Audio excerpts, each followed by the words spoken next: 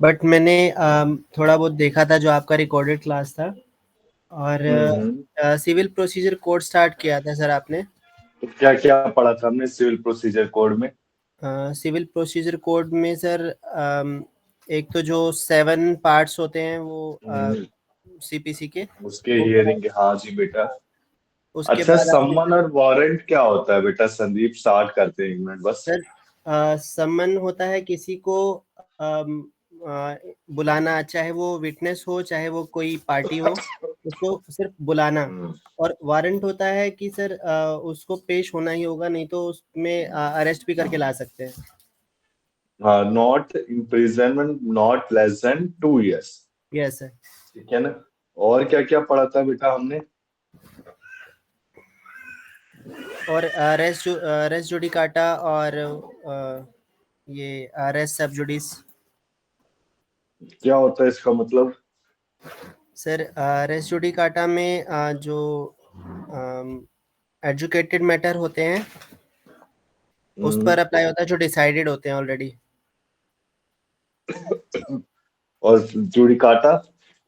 Sir judicata ही बता रहा हूँ सर, रेस जुडिकाटा जो है वो डिसाइडेड मैटर्स पर अप्लाई होता है, और सब जुडिस होता है वो पेंडिंग मैटर्स पर होता है।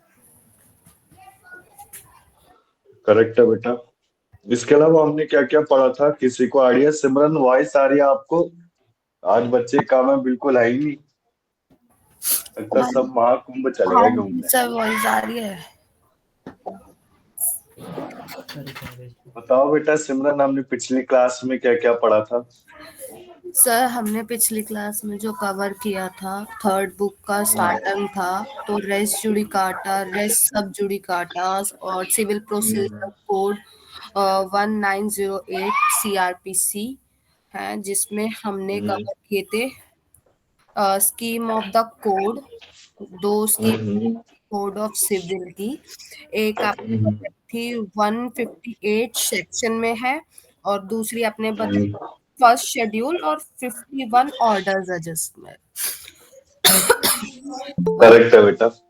आपने डिक्रीज्ड बताया था, सेक्शन 2 के अंदर आता है जो, हाँ जिसका हाँ, और फाइनल मतलब होता है। और इसके अलावा आपने ऑर्डर्स बताए थे, जजमेंट्स बताई थी, एफिडेविट बताया था, और आपने बताया था। अभिषेक, वॉइस आ रही है आपको? अभिषेक, वॉइस आ रही है बेटा आपको?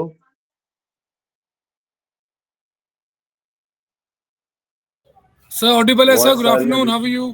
अच्छा, गुड आफ्टरनून, कैसे हो? आ रही है सर, आ पिछली रही है, आ क्लास रही में है। क्या क्या पढ़ा था? ठीक हो सर? स्टार्ट करते हैं बस 2 मिनट में अभी सर हमने पढ़ा इंट्रोडक्शन। था, मैं बताता हूँ। हाँ sir, procedure of civil trial में पढ़ा था हमने 7 पार्ट्स। हाँ, इसमें वेरी था good. Institution of suits, rejection of claim, हाँ। सम्मन कैसे आता है, जजमेंट डिग्री क्या होती है, और उसमें हम लोग डिफरेंस बताया था आपने सम्मन का, ऑर्डर का, हाँ हाँ और आपने डिफरेंस बताया था कोर्ट ऑर्डर क्या होता है, कोर्ट वारंट क्या होता है, कोर्ट सम्मन क्या होता है, और कोर्ट डिग्री क्या होती है। तो सम्मन और वारंट होता क्या था बेटा? कुछ आइडिया है आपको इसके बारे में? यस सर, सम्मन हम जब जब कोर्ट एक इंडिविजुअल को इंफॉर्मेशन देता है कि कोर्ट में आना है, सूट करने के बाद, that is called court summon. Court order is for basically for group, not for individual. अच्छा, what are and the court type warrant of is basically, summon? What are the type of summon? हमने sir पिछली what class type में of पढ़ा था। सम्मन। सम्मन, हाँ बेटा।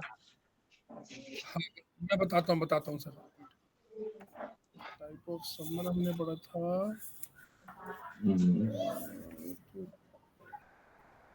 Okay sir, this can be return और रिटर्न अ स्टेटमेंट, रिटर्न सम्मन। और एक मैं बताता हूँ आपको, रिटर्न में हो सकता है by email, by post, by hand, very good, very good. और by notice in the newspaper, जब हमको प्लांटिव ढूंढना हो तो। और इसमें एक होता है बाय ब्लैकलिफ। ठीक है, इसके बाद This is जैसे मेरा the क्वेश्चन है। हाँ हाँ, sir. बोलो बोलो बेटा, बोलो आप। हाँ, आप कुछ कह रहे थे, बताइए। मैं जैसे कि पूछना चाहता हूँ, हमने पिछली क्लास में पढ़ा था कि रिजॉइंडर और रिप्लिकेशन का मतलब क्या है। बताओ बेटा, रिजॉइंडर और रिप्लिकेशन। संदीप, कुछ आइडिया आपको? संदीप, वॉइस आ रही है? जी सर, वॉइस आ रही है सर, आइडिया नहीं है। चलो मैं आज करते हैं स्टार्ट। तो देखो आप, हमने पिछली क्लास में जो स्टार्ट किया था, एक बार संदीप देखेंगे हम। मैंने आपको कुछ सर 4-5 नोट। हाँ हाँ, बोलो बेटा। जो सर समन के अभी वो मोड्स बताए अभी अभिषेक ने, वो हम्म। प्रैक्टिकली होते हैं? होते हाँ, तो है। सुने नहीं कभी सर, मतलब होते हैं नोटिस ही बेटा, आता होते देखा हैं। है हमेशा। और जैसे नोटिस आता है तो कंपनी है, कंपनी को बुलाने तो कोई जाएगा नहीं। हाँ। ठीक है ना, कंपनी हो गया या फिर ग्रुप ऑफ कंपनीज हो गया, तो उनको एक रजिस्टर मेल किया जाता है। हो गया। जैसे ओके आपका सर। एनसीएलटी है, ठीक है ना, जी नेशनल जी कंपनी जी। Law tribunal. तो एनसीएलटी आपको एक मेल करेगी, तो मेल के थ्रू जाएंगे सब। Okay sir. अब देखो, हमने जो पिछली क्लास में बेटा मैंने कुछ नोट्स भेजे थे, नोट्स में आपके पास सिंपल नोट होगा, बेयर एक्ट होगा, और एक आपका इम्पोर्टेंट टॉपिक होगा। ठीक है ना? तो एक बार देखना संदीप, आप पिछली क्लास में नहीं थे। स्टार्ट कर रहे हैं बेटा अभी, बस बस 1 मिनट। देखो आप, आपके पास 3 नोट्स आए होंगे एलएलबी सेकेंड ईयर के नाम से, सिविल प्रोसीजर कोड। तो जब 2 आए हैं examination sir. Point of view. नहीं बेटा, 3 है। एक बेयर एक्ट है, एक सिंपल नोट है, और एक आपका इम्पोर्टेंट टॉपिक। तो जो इम्पोर्टेंट टॉपिक है, ध्यान देंगे हम। इम्पोर्टेंट टॉपिक बेटा, अगर आपके पास टाइम कम, ठीक है ना, तो मैं क्या करूंगा इम्पोर्टेंट टॉपिक में, देखो आप। 1 मिनट यार। हाँ, इम्पोर्टेंट टॉपिक में देखो, जैसे कि आपके पास टाइम कम, तो ये जो कुछ इम्पोर्टेंट टॉपिक है संदीप, इसको कवर अप कर लोगे तो इनफ। मतलब कहने का मतलब है, जैसे आपका क्वेश्चन पेपर 100 मार्क्स का, आपको 80 अटेम्प्ट करने, तो 80 में से लगभग कितने आ जाएंगे आपके? 40 या 30 क्वेश्चन इसी से आस्क होंगे, जैसे cause of action, judgement, decree, इनके सेक्शन को अच्छे से कवर अप कर लेना। ये सेक्शन क्लास के एंड में, जब नेक्स्ट जो संडे होगा उसमें हम सिविल प्रोसीजर कोड फिनिश कर देंगे।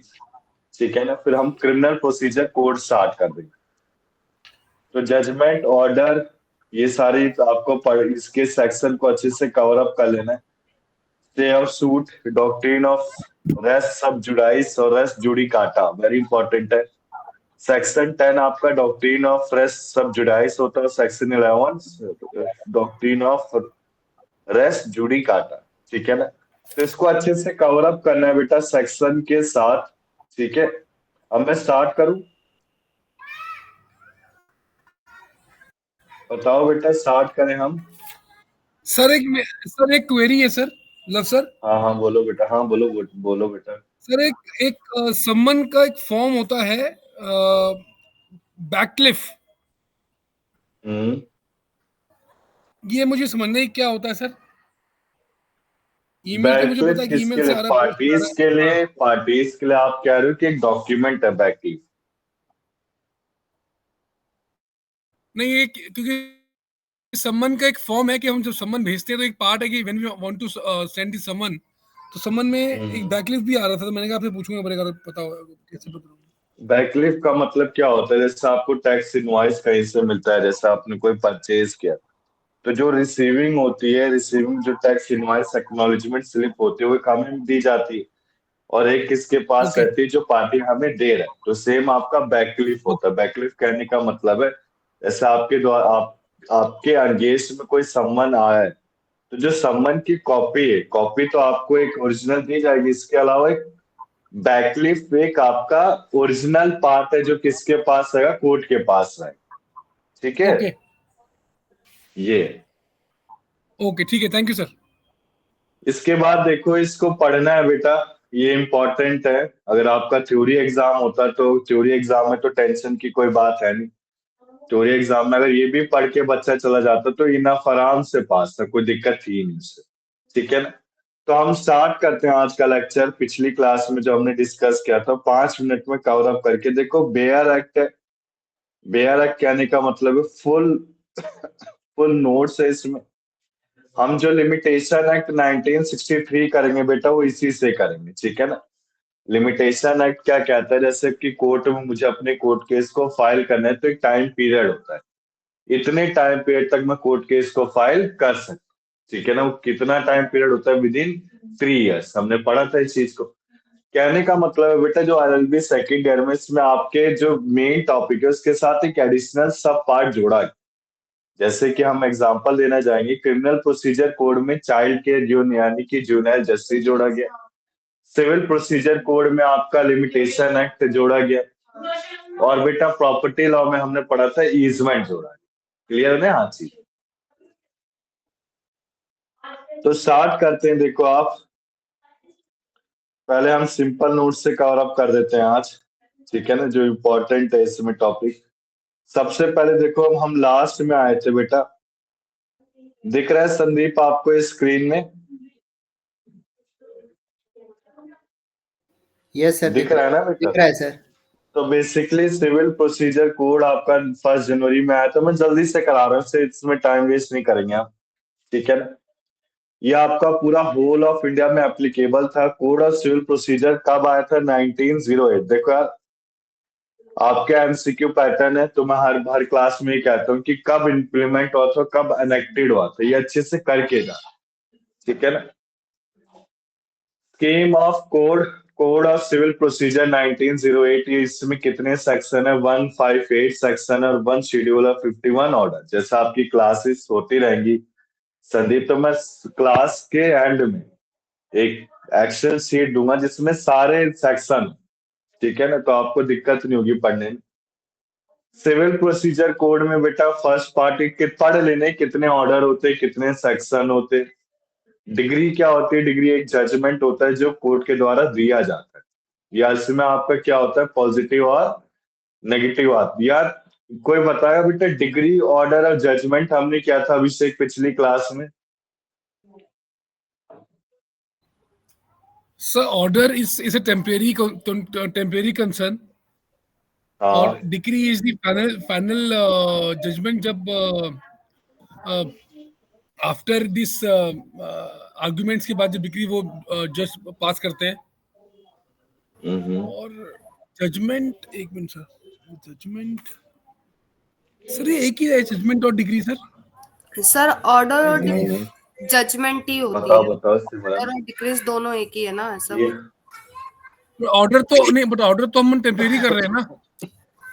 ऑर्डर आप बताएंगे, पढ़ा था हमने पिछली क्लास में तीनों के बारे में बेटा, डिग्री, जजमेंट और ऑर्डर। ऐसे ही लिखा है इसको, ऑर्डर और डिक्री दोनों are same but decrees is final, ऐसे करके लिखा है मैंने। तो देखो आप पिछली क्लास में क्या था मैं बता देता हूँ। हाँ, डिग्री है एक formal expression of adjudication. Adjudication जो डिक्लेयर किया जा रहा है, जिसमें आपका पार्टीज का राइट है। तो एक तरह से डिग्री को क्या कहेंगे, जो बाइंडिंग है किसके लिए? पार्टीज के लिए बाइंडिंग, यानी कि उनको करना ही करना। इसके बाद देखो बेटा आपका ऑर्डर था। ऑर्डर क्या होता है? बेसिकली एक formal expression of any decision of civil code which is not a decree. मतलब एक फॉर्मल एक्सप्रेशन डिसीजन है, ऑर्डर दे दिया है, ठीक है ना, जो डिग्री को माना नहीं जा सकता है। जजमेंट क्या होता है? Judgement are statement given by the जज on the ground of decree और ऑर्डर, ठीक है ना। तो कहने का मतलब है, ध्यान से देखेंगे आप, देखो एक डिग्री यानी कि एक तरह से निर्देश दिया गया, हिंदी वर्ड यूज कर रहा हूँ। डिग्री का मतलब निर्देश दिया गया, ऐसा होना चाहिए। ऑर्डर यानी कि उससे पार्टी को बोला गया बट पार्टी उससे एग्री नहीं कर रही है। तो जजमेंट कैसे दिया जाएगा? दोनों डिग्री और ऑर्डर को देख के, दोनों को देख के हम क्या देंगे? जजमेंट देंगे। क्लियर है संदीप ये चीज? अभिषेक चले बेटा आगे। यस सर, यस जी सर। लेकिन सर एक बात सुनो लव सर। हाँ बेटा बोलो। ऑर्डर कैन बी रिटन और order only in oral? Order orally होता है बेटा, जजमेंट रिटर्न होता है।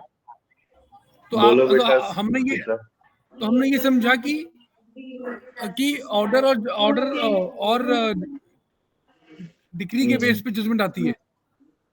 हाँ, डिग्री हो गया निर्देश, मतलब एक फाइनल डिसीजन नहीं दिया, एक डिक्लेरेशन। डिग्री यानी डिक्लेरेशन।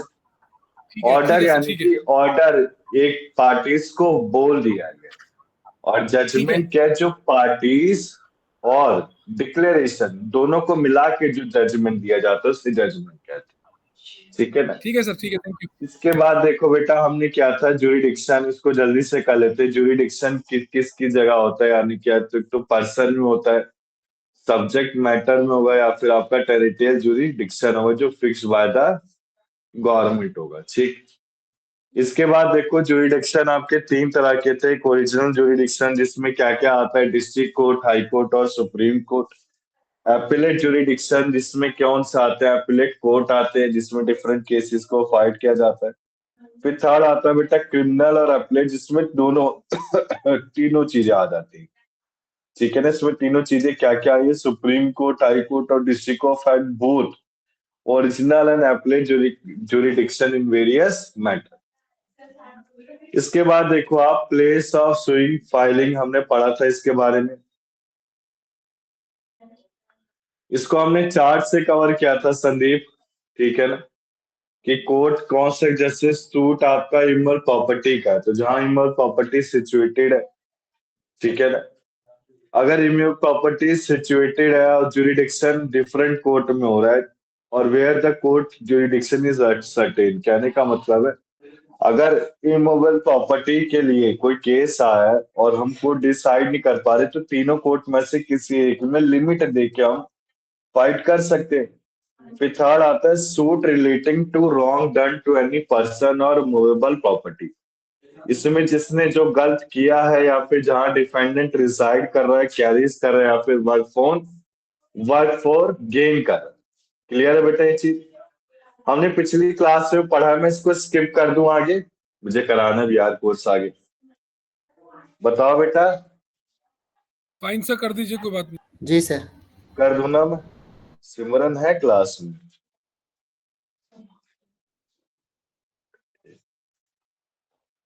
हाँ सिमरन। आज बच्चे कम बहुत, लगता सब महाकुंभ भी चले गए।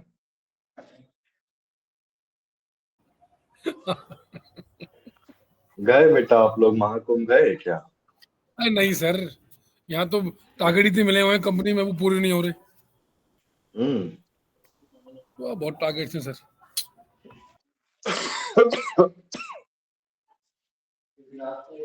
देखो आप एफिडेविट हमने पढ़ा था। एफिडेविट बेटा हमने समझ लिया था, जैसे हमें कोई हमारी क्लास में, पिछली क्लास में मनीषा जुड़े हुए थे, तो उन्होंने हमें समझाया था एफिडेविट के बारे में, कि जैसे एफिडेविट क्या होता है। हम बताओ बेटा एफिडेविट कहाँ कहाँ इस्तेमाल किया जाता है? बोलो बेटा। अभिषेक, संदीप, कुछ है? Sir basically it's an kind of a promise और ओथ, और ये वहां पे होता है। सपोज अगर हम मैंने कुछ डिक्लेयर किया कि यस, कि दिस बिलोंग्स टू मी, तो उसमें we will send the affidavit as correct है बेटा। टू द गवर्नमेंट दैट अब इसमें फर्स्ट पार्टी, जैसे नोटरी मैं हूँ अभिषेक, आप मेरे पास आए, तो डेपोनेंट कौन होगा? आप होगे अभिषेक कि मैं डेपोनेंट होगा? डेपोनेंट मैं हूँगा सर। हाँ very good. It is me against the first party, जिसके लिए बनाया जा रहा है वो डेपोनेंट है। सो एफिडेविट कहाँ कहाँ यूज किया जाता है? जैसे कि मैं बाहर हूँ, मैं यहाँ वर्क कर रहा हूँ, जॉब कर रहा हूँ, मुझे कोई अपना आधार कार्ड बनाना है, पैन कार्ड बनाना है, और मेरा जो रेजिडेंशियल एड्रेस है वो आउटसाइड इंडिया का है, तो मैं एक एफिडेविट लगा के अपने काम को करा सकता हूँ। एफिडेविट हर जगह काम किया जाता है। ये बेसिकली 10 रुपए की स्टैम्प ड्यूटी से स्टार्ट होके 100 रुपए की स्टैम्प ड्यूटी तक अप्लाई किया जाता है। ठीक है ना। इसमें बेसिकली देखो आप, अगर कोई फॉल्स एफिडेविट होता है तो सीरियस कॉन्सिक्वेंसेस को रिजल्ट करेगा। ठीक है ना। इसमें बेसिकली सारे पर्टिकुलर मेंशन होते हैं। It is drawn up in first person. He first person के लिए होता है। फर्स्ट पर्सन यानी कि बेसिकली एफिडेविट में बेटा 2 पेज होता है, आप सबने देखा भी होगा। फर्स्ट पेज में वो स्टैम्प ड्यूटी का वो सिंबल बना होता है रुपीस का, 10 रुपए का। उसके बाद first party, second party, notarization किसने किया है, नोटरी पब्लिक कौन होते थे, आपको बताइए ये चीज। कौन होते थे संदीप नोटरी पब्लिक? सर जो हमारे डॉक्यूमेंट्स को वेरीफाई करते हैं और अटेस्ट करते हैं, जो हाँ, वेरी गुड, एफिडेविट या अटेस्ट। अपने कुछ। हाँ तो ये पैसे दिए जाते क्या नोटरी को? जी सर, उनकी फीस यस। होती या ये वो होते हैं आपके लॉयर होते हैं बेटा, नहीं, advocate. Law but they advocate he charge होते हैं। Money for registration. क्या अभिषेक? They will charge the money on the to get the notified document. हाँ, वेरी गुड, करेक्ट आंसर है। ठीक है ना? सर इसमें एक तो चीज भी आपने बेसिकली बताई थी कि हाँ, अगर पब्लिकली हो रहा है तो नोटरी है, अगर कंपनी है तो रजिस्टर्ड होगा। हाँ, कंपनी है से तो क्या होगा रजिस्टर्ड होगा। बेटा? क्या है ना, काफी दिन बाद क्लास हो रही है ना, 10 दिन हो गए, तो जो पढ़ा है ना वो सब भूल गया है इंसान। ठीक है ना? कोई नहीं, आज करते हैं हम। देखो आप, इसके बाद एफिडेविट हमने कंप्लीट कर दिया था। जुरिडिक्शन आपके 3 तरह के होते हैं, सब्जेक्ट मैटर टेरिtorial और पर्सन। ठीक है ना? इसके बाद देखो आप, फिर हमने ये कर लिया था कवर, डिफरेंट स्टेजेस के बारे में पढ़ा था। कितने डिफरेंट स्टेजेस है टोटल? कितने स्टेजेस हैं आपके? 8 है। 8 स्टेजेस बताएगा बेटा अभिषेक? कोई बताओ बेटा, 1 मिनट बोलो अभिषेक, 8 स्टेजेस के बारे में कुछ भी आइडिया हो आपको? सर इट कैन बी मतलब कॉजेज ऑफ एक्शन से होता है एक तो। बताओ निकिता, आप निकिता क्लास में आज, बताओ Nikita. Events of service of summons return statement से होता है। हाँ, सम्मन हो गया, वारंट हो गया, अपीयरेंस हो गया। इससे पहले, सबसे पहले इंस्टीट्यूशन होता है, फिर हियरिंग होती है, और फिर रिटन स्टेटमेंट होती है। हाँ वेरी गुड, और डिस्कवरी ऑफ इंस्ट्रक्शंस, इसमें पूरा काम चलाता है कि क्या केस है। अपीयरेंस ऑफ पार्टी होती है, हियरिंग ऑफ सूट, फिर जजमेंट एंड द एग्जीक्यूशन।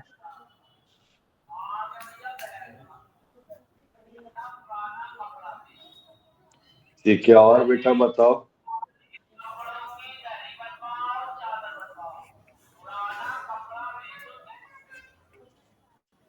सबसे पहले देखो आप संदीप, ध्यान देंगे, हम पिछली क्लास में पढ़ा था। सबसे पहले सम्मन होता है, फिर रिटर्न स्टेटमेंट, फिर इंस्पेक्शन, अपीयरेंस, फिर हियरिंग, जजमेंट, फिर एग्जीक्यूशन। ठीक है? इसको हमने कैसे किया था बेटा? हमने इसकी पीडीएफ कहाँ से स्टार्ट की थी? फर्स्ट वाली। ठीक है ना? फर्स्ट में कैसे, देखो आप, 7 पार्ट्स में डिवाइड किया गया था। पहले इंस्टीट्यूशन ऑफ सूट होगा, फिर प्लान का रिजेक्शन होगा, जजमेंट, सम्मन, एग्जीक्यूशन, अपील, रेफरेंस, रिव्यू और रिवीजन। बड़ा अच्छा कॉन्सेप्ट है, अपील, रेफरेंस, रिव्यू और रिवीजन। ठीक है ना? तो स्टे ऑफ सूट को क्या बोला जाता है? Res judicata. ठीक। तो इसमें हमने क्या पढ़ा था कि इंस्टीट्यूशन ऑफ सूट कैसे किया जाता है? हर सिविल कोर्ट की recovery, partition, sale, mortgage, claim और compensation from any immovable property और मूवेबल प्रॉपर्टी होता है। ठीक है ना? इसके बाद देखो, पर्टिकुलर्स ऑफ प्लांट के बारे में पढ़ा था। प्लांट क्या होता है? सबसे पहले प्लांट की एप्लीकेशन डाली जाती है।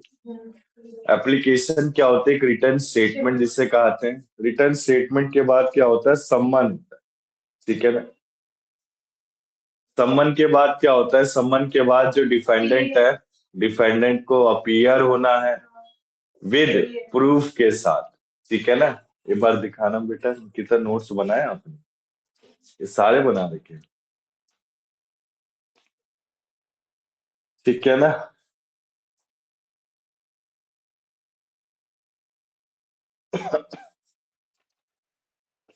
खुद से पढ़ लिया पूरा पूरा? ये बात तो अच्छा किया बच्चे ने। निकिता पढ़ने वाली लड़की है। ये मेरे नोट्स बढ़िया लगे? बेस्ट है बेटा एकदम। समझ में आता है और नॉलेज हो रही है आपको।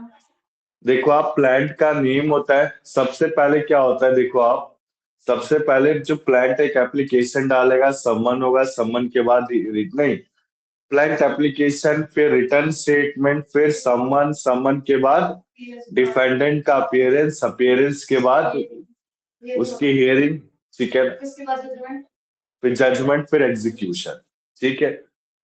इसके बाद देखो पर्टिकुलर्स ऑफ प्लांट में हमने पढ़ी थी सारी चीजें, नेम हो गया, description, place of residence, name, description, place of residence और डिफेंडेंट, ये सारी चीजें के बारे में डिस्कस किया जाता है, ठीक है। अब जो प्लांटिव को कौन है जो फाइल कर रहा है, जिसके खिलाफ फाइल हो रही है, उसे डिफेंडेंट कहते हैं। वकालतनामा एक रिटन डॉक्यूमेंट होता है जिसमें पर्सन सारे के सारे केसेस के बारे में फाइल करता है, ठीक है। इसके बाद देखो आप बेटा, फिर हमने क्या पढ़ा था, रिजेक्शन ऑफ प्लांट कब कब होता है, जब कोई करेक्शन है, कोई कॉज ऑफ एक्शन को डिस्क्लोज नहीं किया गया है, प्रॉपरली स्टैम्प नहीं है, इंडियन स्टैम्प एक्ट 1899 के अंडर प्लांट आपका फाइल नहीं है, डुप्लीकेट में प्लांटी फेल हो गया प्रोविजन ऑफ लॉ के साथ, ठीक है ना।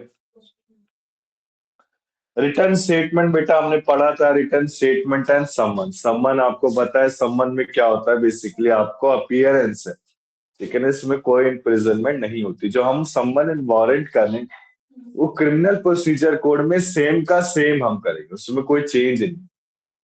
ये बेसिकली आपका डेज बेटा मैंने आपको शॉर्टकट बताई थी एमसीक्यू में, अगर कुछ ना है तो 30 डेज होता है, ठीक है ना। तो विद इन 30 डेज इसमें भी according to section 26 summon issued to the defendant to appear before the court within 30 days from the date of institution of suit, यानी कि सूट के जारी होने के बाद 30 डेज के अंदर क्या होना है, आपको अपीयर हो। प्रोसीजर में देखो कोर्ट को ऑथराइज किया गया पर्सन टू इशू समन, समन आपका प्लेंटिफ के एक्सपेंसेस से ही होता है, ठीक है ना। और every summon shall be sign by the जज, ये सारा का सारा साइन होता है जज से। वेरियस मोड्स में डायरेक्ट है, एफिक्शन, पोस्ट हमने पढ़ा था, सब्स्टिट्यूटेड सर्विस, जहां फॉरेन टेरिटरी में रह रहा है, ये कंपनी है, कंपनी में हमने पढ़ा था, कवर अप किया था, एक रजिस्टर्ड ऑफिस में सेंड किया जाएगा पोस्ट। इसके बाद देखो रिटर्न स्टेटमेंट, सो रिटर्न स्टेटमेंट आपका, रिटर्न स्टेटमेंट क्या है, ये 30 डेज से 90 डेज तक एक्सटेंड हो सकता है।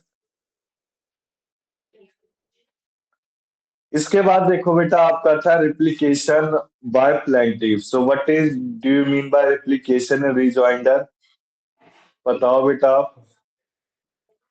यही दोनों एक ही होते हैं, अपना अपना पक्ष लगा देते हैं। हाँ बताओ बेटा अभिषेक, संदीप, कुछ आइडिया है? Sir, to raise the plea. To raise the plea, Sandeep voice आ रही है आपको? Yes, sir. Simran Defense of plea raised to the counter statement. बताओ बेटा, एक बार नीचे वाले नोट से हम कवर अप करते हैं इसे, ठीक है ना। देखो आप, हो गया, भर गया ना। देखो आप, जो appearance of rejoinder and replication, so rejoinder replication एक रिटर्न रिप्लाई होता है प्लेंटिफ का by way of defence to plead is raise in counter affidavit from the defendant. और देखो रिजॉइंडर रिप्लिकेशन किसके द्वारा होता है, बताओ, डिफेंडेंट के द्वारा होता है कि प्लेंटिफ? प्लेंटिफ के द्वारा होता है। कैसा होता है, मतलब क्या आप कहना चाहते हैं? लेकिन होता है और मतलब ये आपको प्रूफ करना होता है कि भाई जैसे कि मैंने जो है क्राइम नहीं किया है और ऑफेंस नहीं किया है, तो वो क्यों करेगा ऐसे? क्यों? प्लांटेबल दोषी तो होता होगा ना, करते हैं। देखो आप, रिजॉइंडर और रिप्लिकेशन एक वर्ड है, इसका मतलब क्या होता है, एक return statement reply of the plaintiff और petitioner by way of defence to plea raise in counter affidavit. कहने का मतलब है एक डिफेंडेंट सबसे पहले सूट की इंस्टीट्यूशन हुई, रिटर्न स्टेटमेंट हुआ, सम्मन गया, सम्मन के बाद वारंट जारी किया गया। अब वारंट में बेटा देखो आप, सम्मन के बाद जो वारंट जारी किया गया डिफेंडेंट के खिलाफ, तो डिफेंडेंट एक काउंटर एफिडेविट देता है। क्या कहता है? अपने प्रूफ को दिखाएगा कि हमारी तरफ से तो गलती हुई नहीं। तो इस केस में जो प्लेंटिफ है उसे क्या देना पड़ेगा? एक रेप्लिकेशन, रिप्लिकेशन यानी कि एक रिप्लाई देना पड़ेगा to defence against the plaintiff, to defence against the defendant counter affidavit. ठीक है, such statement are subsequent pleading in civil procedure court. Leave of court is essential before any party can present a further pleading after। कहने का मतलब है अगर मान लो replication आपका जारी कर दिया गया,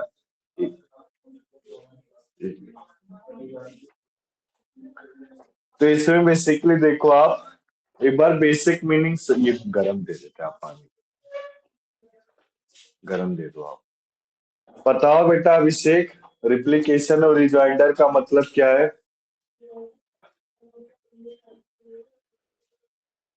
सिमरन वॉइस आ रही है? जी sir. So this is the way to defense. This is way to defense to plea. हाँ, प्ली, वेरी गुड। और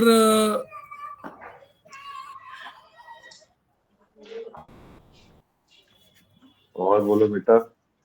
नोट मतलब किसके द्वारा होता है? अभी करा है हमने ये बेटा, बेसिक चीजें हैं यार एडवोकेट बनने वाले, ये तो बेसिक थ्योरी है, ये आपको पता होनी चाहिए। by plaintiff sir. Civil Is by plaintiff. LLB second year में सिविल और क्रिमिनल प्रोसीजर कोड तो अच्छे से आना ही चाहिए।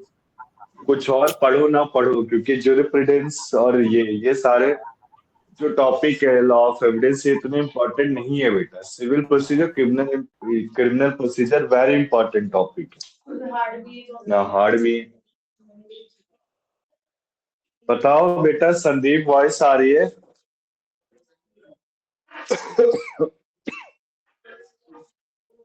बोलो संदीप, वॉइस आ रही है बेटा?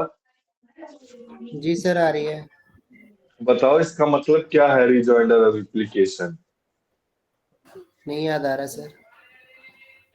देखो ध्यान नहीं दे रहे, मैं समझा देता हूँ। रिजॉइंडर रिप्लिकेशन का मतलब होता है जैसे कि हमारा रिटर्न स्टेटमेंट और रिटर्न स्टेटमेंट के बाद वारंट जारी किया गया डिफेंडेंट के लिए। अब डिफेंडेंट ने क्या करा? डिफेंडेंट ने वारंट, अपने वारंट से बचने के लिए काउंटर एफिडेविट बनाया। किसके लिए? प्लांटिफ के लिए। तो प्लांटिफ रिटर्न में क्या देगा? एक रिप्लिकेशन देगा। रिप्लिकेशन किस फॉर्म में होगा? To defence of plaintiff. It is made basically for defending the plaintiff against the counter affidavit of defendant। Clear है चीज?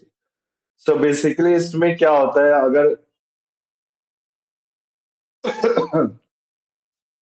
अब देखो अगर मान लो आप जो रिजॉइंडर एप्लीकेशन है ये बना देगा प्लांटिफ, और इससे कोर्ट को छोड़ना नहीं चाहते हो, अगर कोर्ट में केस को फाइल करना चाहते हो, तो आपको एक सेट ऑफ या काउंटर क्लेम लेना पड़ेगा। अब ये सेट ऑफ और काउंटर क्लेम क्या होता है? सेट ऑफ कहने का मतलब है मैं मुआवजा देके, इंडियन कॉन्ट्रैक्ट एक्ट हमने पढ़ा था, ब्रीच ऑफ कॉन्ट्रैक्ट हो रहा है, तो मुआवजा देके, मनी कंपनसेशन देके माफ होना चाहता है। डिफेंडेंट कहेगा कि तू भाई ऐसा कर, पैसे ले ले और तू चला जा।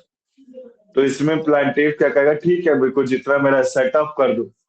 काउंटर क्लेम क्या होता है? जैसे हमने स्पेसिफिक रिलीफ एक्ट में पढ़ा था, अगर हमें स्पेसिफिक रिलीफ चाहिए तो हम क्या करेंगे बेटा? काउंटर क्लेम करेंगे। क्लियर है चीज? तो देखो आप जब फाइलिंग करते हैं रिजॉइंडर एप्लीकेशन की, तो पार्टी को अलाउ नहीं किया जाता है कि गैप या फिर स्पेसेस को फिल कर, और नए no not again can a party introduce new material. कोई सा भी न्यू मटेरियल को इंट्रोड्यूस नहीं करेगा। तो कहने का मतलब है रिजॉइंडर और रिप्लिकेशन से आपके कौन से दो टर्म क्रिएट होते हैं? सेट ऑफ और काउंटर क्लेम, जो अभी पढ़ेंगे। क्लियर है बेटा ये चीज? बोलो बेटा अभिषेक, संदीप। सर हाँ बोलो बेटा। क्लियर है ना अभिषेक? क्लियर है सर। जी सर क्लियर है। ठीक है। अब देखो appearance of parties. Appearance of party हमने पिछली क्लास में डिस्कस किया था। अभिषेक कुछ बताएंगे आप इसके बारे में?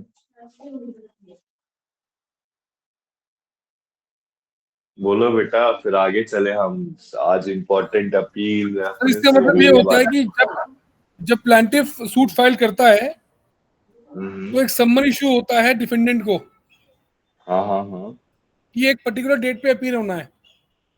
हाँ। और उसमें एक अगर डेट डिफेंडेंट का अपीयर नहीं हुआ तो? सर तो सर उसका रिप्रेजेंटेटिव आ सकता है और वर्चुअली भी हो हाँ। सकता है सर। वो वर्चुअली भी अपीयरेंस हो सकती है सर उसकी। करेक्ट है बेटा जी सर अगर प्लेंटिफ अपीयर नहीं होता है तो कोर्ट में आइदर डिसमिस द सूट। फिर वारंट इशू होगा। अगर अपीयरेंस नहीं हुआ तो सर्च वारंट आ जाता है ना। और अगर डिफेंडेंट अपीयर नहीं हुआ तो कोर्ट एडजर्न कर देगा हियरिंग को। हाँ वेरी गुड। देखो प्लेंटिफ अगर अपीयर नहीं हो रहा तो कोर्ट डिसमिस कर सकता है या फिर दूसरी पार्टी को जिता देगा। ठीक है ना। इसके बाद अगर डिफेंडेंट अपीयर नहीं है कोर्ट तो क्या करेगा? कोर्ट एडजर्न करेगा या फिर एक्स पार्टी के बिहाफ पे केस को मेरिट कर देगा, यानी कि दूसरी पार्टी को जिता देगा। सो यहाँ पर किस में आता है? ऑर्डर 9 में आता है। क्लियर है बेटा? आगे चले हम।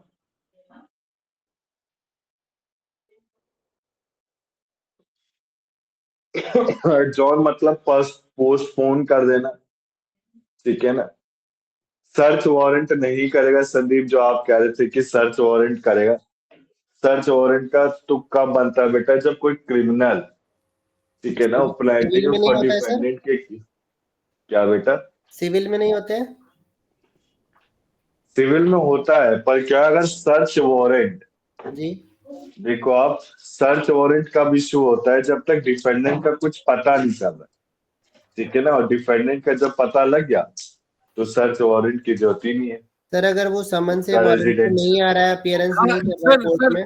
लव सर हाँ सर्च बोलो बेटा। वारंट को तो उस वे में हो गए जैसे जब कोई समन के लिए वो अवेलेबल ही नहीं है तो हम सर्च वारंट निकालेंगे through newspaper. That can be search warrant.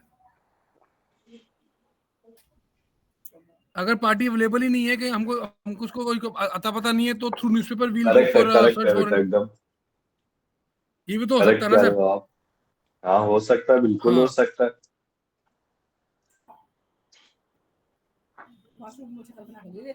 इसमें डाउट है संदीप? No sir. अब देखो आप बेटा, अब इसके बाद देखो अब आता है आपका टॉपिक सेक्शन 10। सो सेक्शन 10 का कोई एग्जांपल देना चाहेगा अभिषेक, संदीप? स्टे और सूट वेरी इंपॉर्टेंट टॉपिक है। दोनों का मतलब क्या होता है कि विद इन द मैटर, यानी कि आपके दोनों कोर्ट केस। इस पता हो इसका मतलब क्या है पहले? सर बोलो बेटा, बोलो अभिषेक आप। तो इसका मतलब होता है कि पेंडिंग केस सेक्शन 10 ऋषभ जुडाइस। हाँ ये क्या? बोलो बेटा इसका हाँ यही तो मतलब। है वेरी गुड। सेक्शन 10 तो यही कह रहा है sir. Court not procedural trial with suit.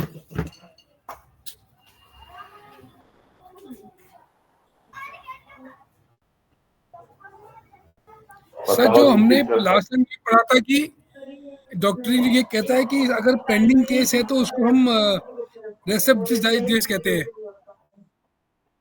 क्या अभिषेक? जो सेक्शन 10 में हम ये कहते हैं कि इसका जो लैटिन वर्ड है रेसेप जुडाइस मींस जो पेंडिंग केस से रेफर करते हैं इसको हम। मतलब एक समय में एक ही केस होगा। एग्जैक्टली और एक ये जगह पे, एक जगह पे। फॉरेन कोर्ट को नहीं ये करते नहीं इसमें हम कि लोग। हाँ बेटा, जैसे मैं बताता हूँ, जैसे मेरा केस है और मेरा संदीप के साथ केस चल रहा है, तो संदीप के साथ जो हाँ मेरा केस चल रहा है मैं बस वो डिस्ट्रिक्ट कोर्ट में ही कर सकता हूँ एक समय पे। ये नहीं कि मैं उसको हाई कोर्ट पे भी कर रहा हूँ। मतलब there must be the two parties fighting for a case, for a one case which is instituted at one place. ठीक है बेटा अभिषेक, ये चीज।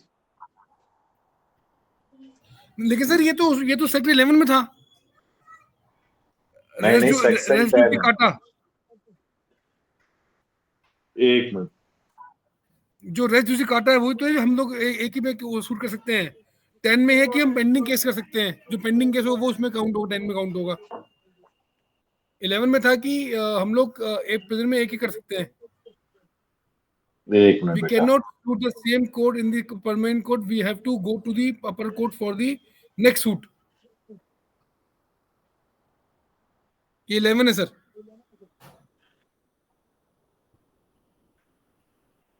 एक मिनट, मैंने इसका डिफरेंस दिखाया था। हाँ डिफरेंस है ना सर, एक मिनट देखता हूँ। देखो आप, जो रेस्ट सब जुडाइस है वो बेसिकली अप्लाई किस पे होता है, जो पेंडिंग केसेस है। ठीक है ना, पेंडिंग केसेस। और दूसरा है अगर जिसका डिक्लेरेशन हो गया है, which is applied to the decided और डिक्लेयर्ड मैटर। ठीक है ना। सो सब जुडाइस से मतलब क्या है, पेंडिंग केसेस, और रेस्ट जुडिकाटा का मतलब है जो डिक्लेयर हो रखा है। ठीक है ना। हाँ यस सर, इसमें इसमें बोथ पार्टीज सेम टाइटल पे होने चाहिए रेस्ट सब जुडाइस पे, और अगर जुडिकाटा पे both parties litigated the same title in farmer suit, यानी कि पहले same title means the same capacity.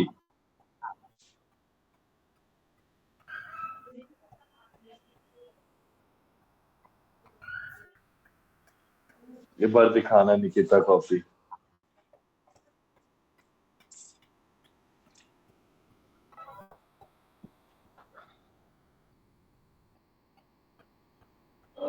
ये तो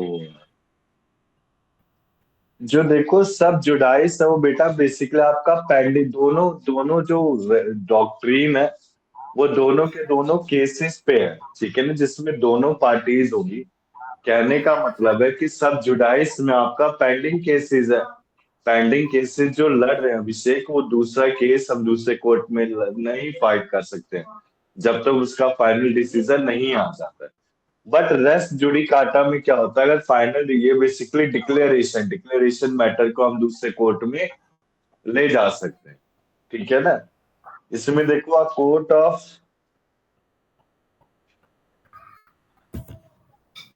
इसमें बेसिकली रेस्ट जुडिकाटा प्रिवेंट करता है ट्रायल ऑफ सूट और issue in the matter in which is already decided in the previous suit.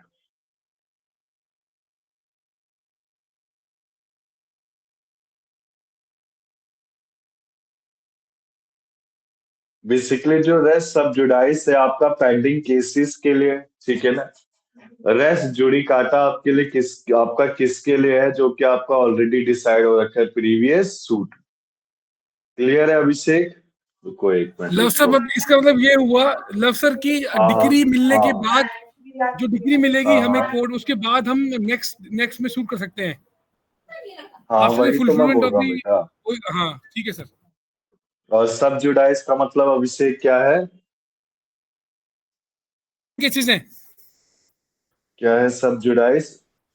जब the matter which are pending in the court. तो उसको stay of suit कह दिया जाता है। ठीक है ना। Okay okay sir. जैसे हमने स्टे ऑफ सूट पढ़ा था बेटा, तो प्रॉपर्टी लॉ में याद करो, एक डॉक्ट्रीन था बड़ा अच्छा, क्या था नाम, डॉक्ट्रीन ऑफ लेस पेंडेंस, यानी कि पेंडिंग केसेस जहां जब तक उसका फाइनल डिसीजन नहीं आता हम प्रॉपर्टी को ट्रांसफर नहीं कर सकते, स्टे लग जाता है। हाँ ना, सेकंड पार्टी। तो सेम इस पे होता है रेस्ट सब जुडाइस डॉक्ट्रीन। एक डॉक्ट्रीन है बेटा, एक डॉक्ट्रीन जो पढ़ोगे ना, इससे आपका इंटरप्रिटेशन ऑफ स्टैट्यूज एक चैप्टर है, वो थोड़ा इजी है, ज्यादा बड़ा नहीं है। तो उसमें भी काफी सारे डॉक्ट्रीन है। डॉक्ट्रीन क्या होते हैं, जो कॉन्स्टिट्यूशन को गाइड करते हैं। ठीक है ना। कहने का मतलब है कि जो डॉक्ट्रीन है वो पेंडिंग केसेस पे और जुडिकाटा केस पे जो डिक्लेयर हो चुके। क्लियर है Abhishek? Yes sir. Sandeep clear है बेटा आपको?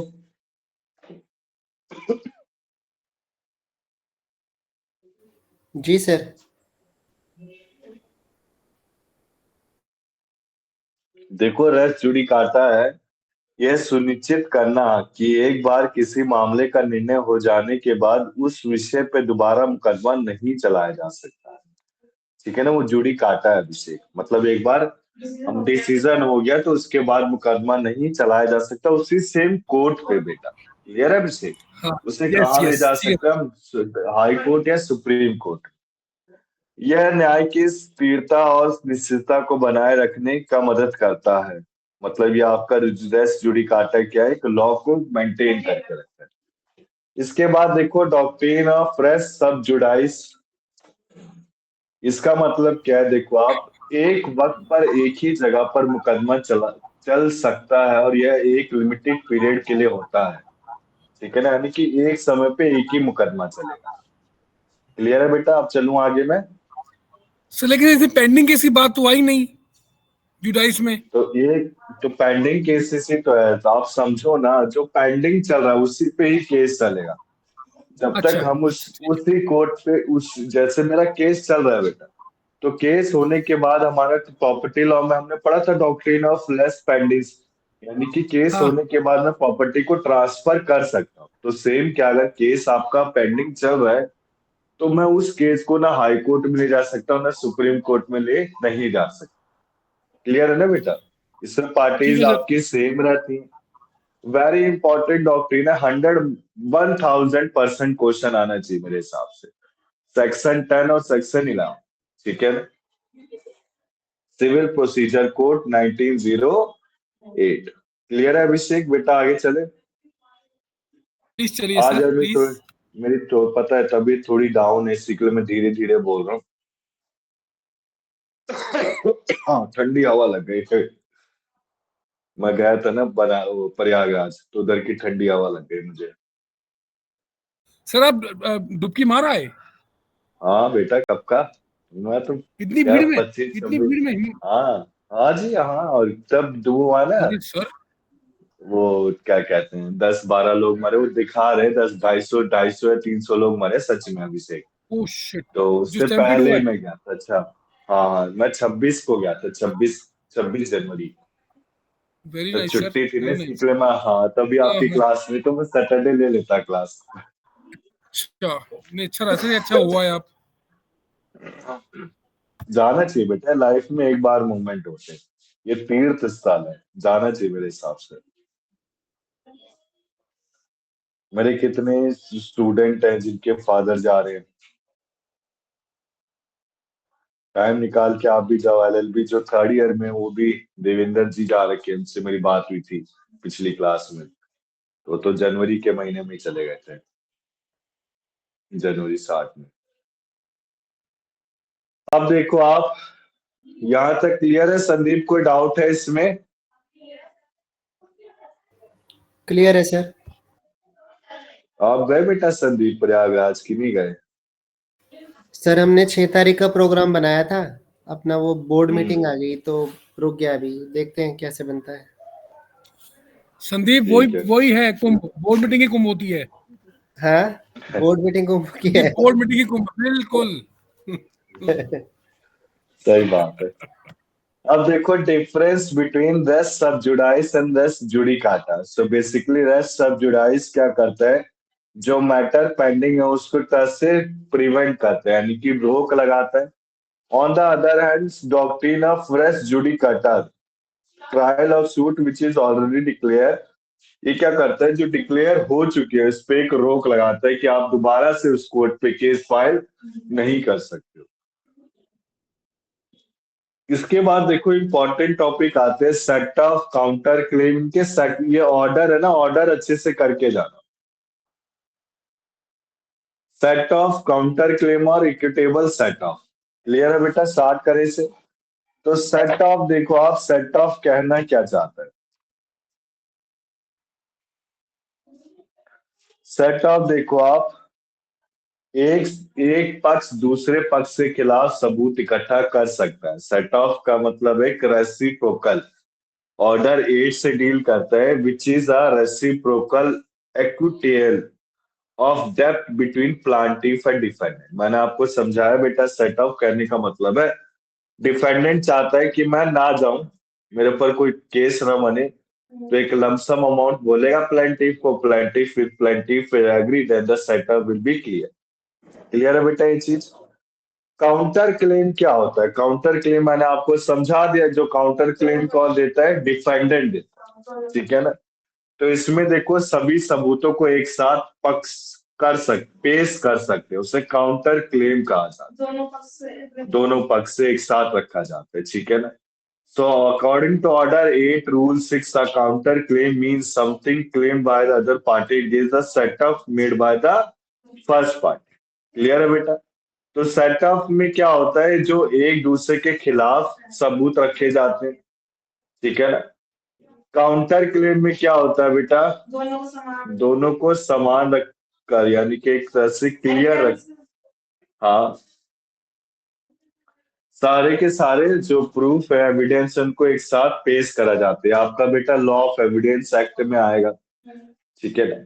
फिर लास्ट आता है इक्विटेबल सेट ऑफ। इसको क्या बोलते हैं? एविडेंस। एविडेंस कहने का मतलब है कि defendant is permitted to claim set off in respect of a certain sum of money where the claim arises out of same transaction. Very important है। आपको एमसीक्यू में एक मीनिंग फॉर्म में पूछा जा सकता है, ठीक है ना, कि एक सर्टेन अमाउंट है तो इसमें हम क्या करेंगे? इक्विटेबल सेट ऑफ करेंगे। क्लियर है बेटा? तो इसका डिफरेंस दे रखा है, देखो, एक बार इसको पढ़ लो। सर एक बार बताएंगे प्लीज, सॉरी एक बार बताना, इक्विटेबल सेट ऑफ क्या होता है, तो आप दोबारा बताना प्लीज। बता रहा हूँ बेटा, सेट ऑफ होता है जिसमें अमाउंट डिटरमाइन होता है, डिफेंडेंट है। अब डिफेंडेंट और प्लेंटिफ ने एप्लीकेशन डाला, तो डिफेंडेंट ने क्या करा? एक अमाउंट रेज कर दिया जो प्लेंटिफ की इच्छा है वो एक्सेप्ट कर सकता है, ठीक है ना। एक्सेप्ट कर लेगा तो उधर ही कोर्ट केस आपका बंद हो जाएगा। जी, काउंटर क्लेम क्या होता है? जिसमें एक पक्ष, जिसमें सभी सबूतों को एक साथ पेश करा जाता है। काउंटर क्लेम कहने का मतलब है कि डिफेंडेंट, प्लेंटिफ ने तो अपना प्लेंट एप्लीकेशन दे रखा है, उधर ही आपका डिफेंडेंट ने क्या करा? काउंटर क्लेम बना के वापस से दे दी, तो उसे क्या बोलेंगे? काउंटर क्लेम बोला जाएगा। इक्विटेबल सेट ऑफ क्या होता है? जिसको क्या बोलते हैं? एविडेंस, ठीक है ना। इक्विटेबल एक तरह का एविडेंस ही माना जाता है। इसमें क्या होता है? जब सम आपका डिटरमाइन नहीं होता, कैलकुलेटेड नहीं होता, तो एक इक्विटेबल सेट ऑफ किया जाता है। क्लियर है बेटा? ओके। अगर इसमें कोई सर, अगर इसमें कोई भी सम सर्टेन नहीं होता है तो हम लोग कोई भी लमसम प्राइस लेके क्लोज कर सकते हैं इसको? किसको? इक्विटेबल सेट ऑफ को?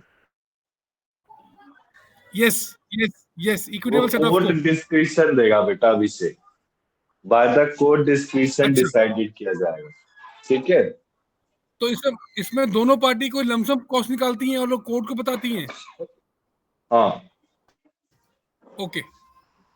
बेसिकली लीगल सेट ऑफ क्या आपका कैलकुलेटेड है, इक्विटेबल सेट ऑफ कैलकुलेटेड नहीं है। इसमें क्लेम आपका ओरिजिनेट नहीं होता सेम ट्रांजेक्शन में, इसमें क्लेम ओरिजिनेट होता है सेम ट्रांजेक्शन। क्लियर है बेटा? इसमें कोर्ट फीस पे की जाती है सेट ऑफ अमाउंट के लिए, इसमें कोई कोर्ट फीस पे नहीं की जाती क्योंकि वो दोनों डिटरमाइन करेंगी, दोनों पार्टीज। इसमें अमाउंट आपका टाइम बार्ड नहीं होता। टाइम बार्ड कहने का मतलब है समय के साथ, जैसे आपको इतना समय दिया गया है तो इतने समय में आपको अमाउंट पे करना, ऐसा कुछ नहीं। बट इक्विटेबल में क्या होता है? टाइम बार्ड होता है। ये जब तक क्लेम करा जाता है जब तक प्लांटिफ को उसकी जरूरत है, प्लांटिफ उस क्लेम के लिए नीडेड। क्लियर है बेटा Abhishek, Sandeep? But what will happen after time bar? जब टाइम बार होगा उसके बाद क्या होता है? कोर्ट ही डिसाइड करेगा बेटा सब। वैसे सब टाइम के साथ दे देता, आज की तारीख में कोर्ट के चक्कर में फंसने कौन चाहते, ठीक है। संदीप क्लियर है? जी सर। पक्का क्लियर है ना बेटा? जी सर। बोरियत सी तो नहीं लग रही ना आपको बिल्कुल भी? नहीं सर। मैंने पिछले क्लास का भी रिवाइज करा दिया है, जी ठीक है जी। ना? जी सर। इसके बाद देखो आप, फिर आते हैं इंजेक्शन। तो what do you mean bye injection Sandeep? अब आगे बेटा एडवोकेट बनोगे, डिग्री होगी, तो ये सब पता होने चाहिए यार। इंजेक्शन ये पढ़ रखा है हमने एलएलबी फर्स्ट ईयर में, सॉरी। बताओ इंजेक्शन अभिषेक। ये सारे लिखते हो आप, अच्छा करते हो बेटा। आगे चल के उसके एग्जाम दो तो अच्छी वो होगा। बताओ अभिषेक।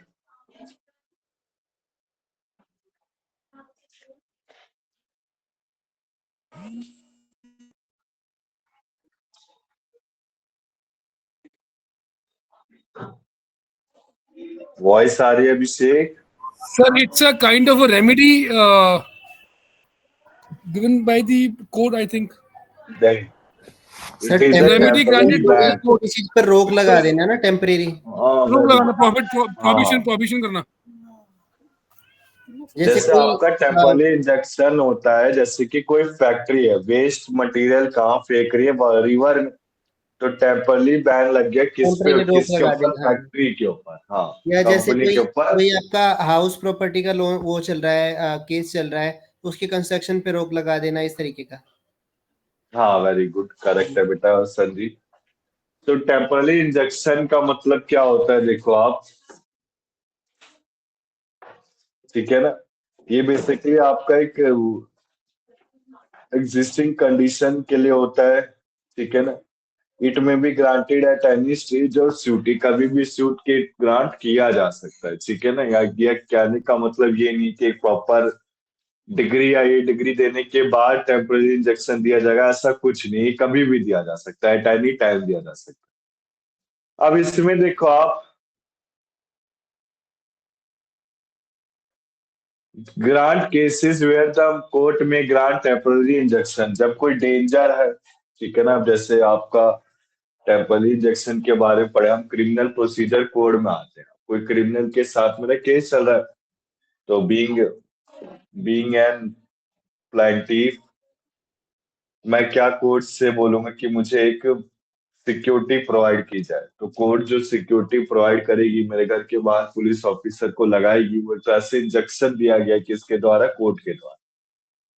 फिर दूसरा आता है बेसिकली जब डिफेंडेंट को थ्रेटन किया जा रहा है कि उससे प्रॉपर्टी से रिमूव किया जाएगा, ठीक है ना? उसने कोई क्रेडिटर के साथ डीप फ्रॉड किया, तो इस केस में भी क्या होगा? टेम्पररी इंजेक्शन दिया जाएगा। फिर लास्ट आता है बेटा आपका, defendant threaten to dispose the plaintiff और cause injury to the plaintiff. So basically अगर डिफेंडेंट को थ्रेटन किया जा रहा है कि वो प्लेंटिफ, सेम इसमें सेम का सेम वही केस है। क्लियर है बेटा?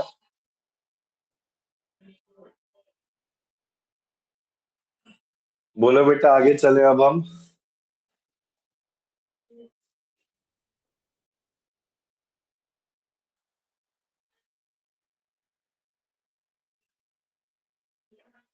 जी sir.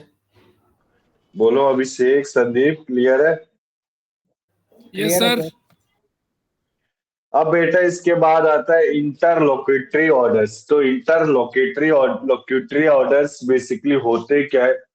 What is the main difference between injunction and interlocutory orders? So basically, they both are they both are given by the court for temporarily ban.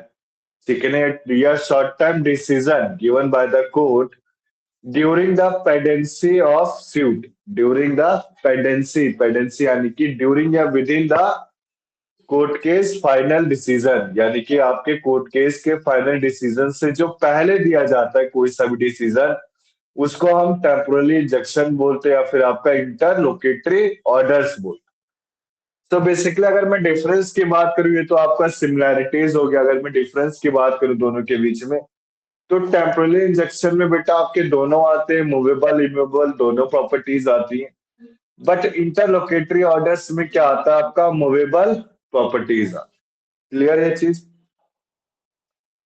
तो एक line लिखी हुई है एक बच्चे ने, मुकदमे के दौरान दिया जाता है परंतु अंतिम निर्णय नहीं होता। ठीक है ना। So basically it is applicable for movable property. Temporary bail मिलना, हाँ, बेल तो मिल गया बट टेम्पररी पीरियड के लिए बेल मिलता नहीं वो नहीं मान सकता बेटा। कहने का मतलब है जैसे मेरा कोई स्कूटी बाइक है, उसकी चोरी हो गई है, ठीक है ना, और वो मेरे को मिल गया है, तो मैं कुछ समय के लिए उसको यूज कर सकता हूँ, जो मूवेबल प्रॉपर्टी हो गया। या फिर कोई वीजा, लाइसेंस, पासपोर्ट, इसका यूसेज करना, ये आपका मूवेबल प्रॉपर्टी में आता है। एक मिनट रुको, मैं इसके एग्जांपल दिखा देता हूँ, एक मिनट बेटा। इसमें कोई डाउट है?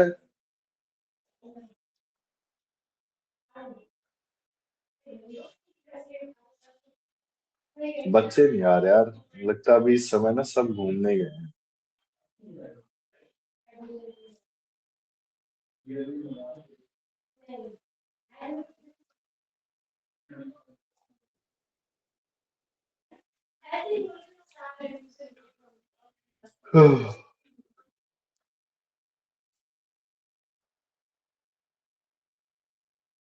इसमें बेटा जैसे कि आपका इंटरिम सेल आपका इंटरिम वर्ड का मतलब क्या होता है, विधिन।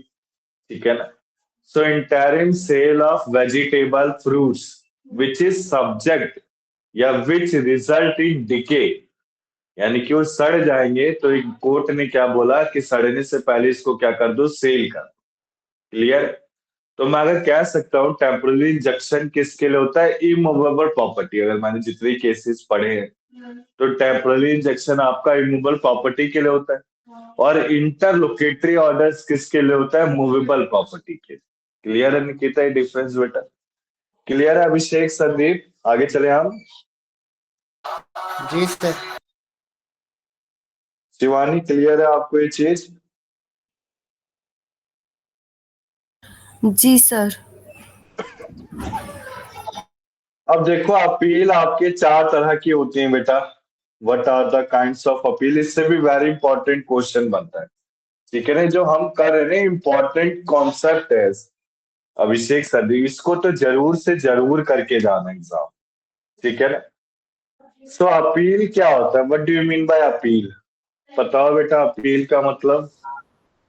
सर जब हायर कोर्ट रिव्यू करता है लोअर कोर्ट के डिसीजन को, आई थिंक उसको बोलते हैं अपील। बताओ संदीप, आप बताओ।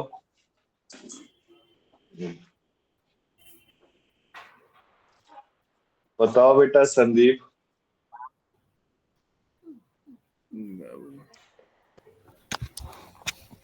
जी सर। बोलो बेटा अपील क्या होता है, what do you mean bye appeal? Appeal sir, जब किसी जजमेंट से हम सेटिस्फाइड नहीं है तो उसको हम हायर कोर्ट में अपील कर सकते हैं उस पर हाँ। रिव्यू करने के लिए। और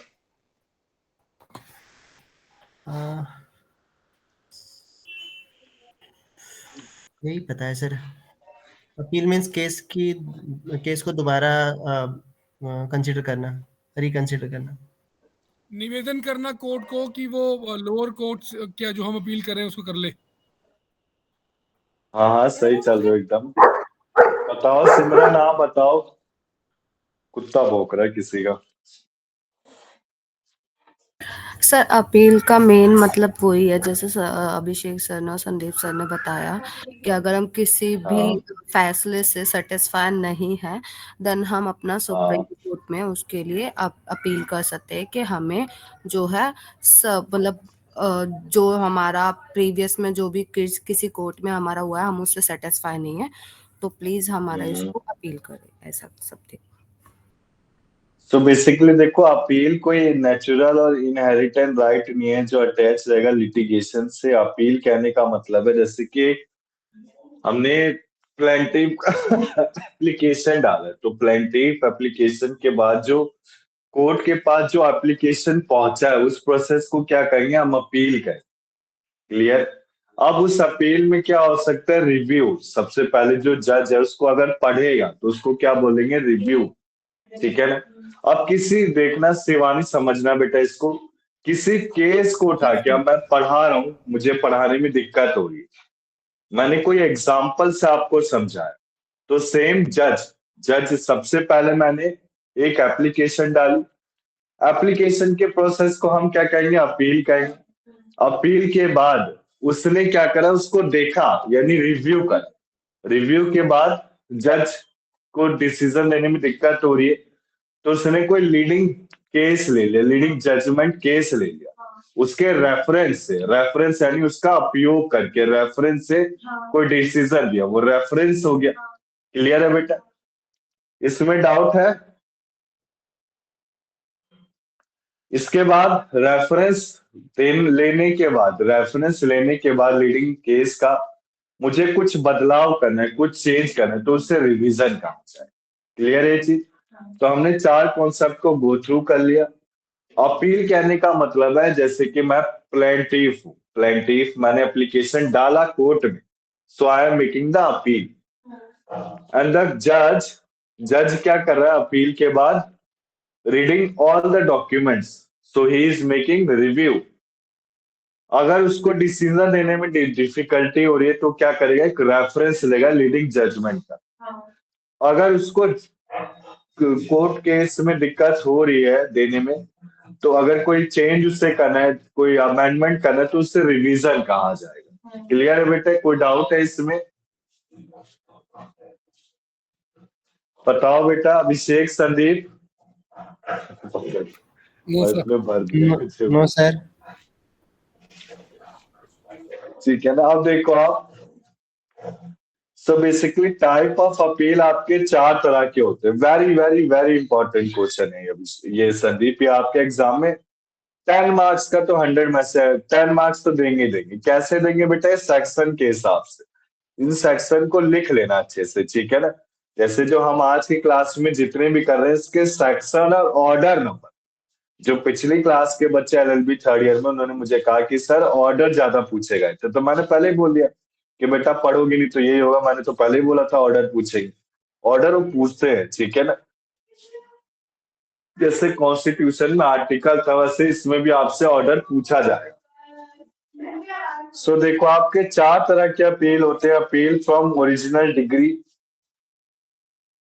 ओरिजिनल डिग्री कहने का मतलब है, as a plaint I am making the application to the judge. So such application is called appeal from original degree. Second appeal क्या है? देखो आप, सेकेंड अपील बताओ बेटा, सेकेंड अपील में क्या आएगा?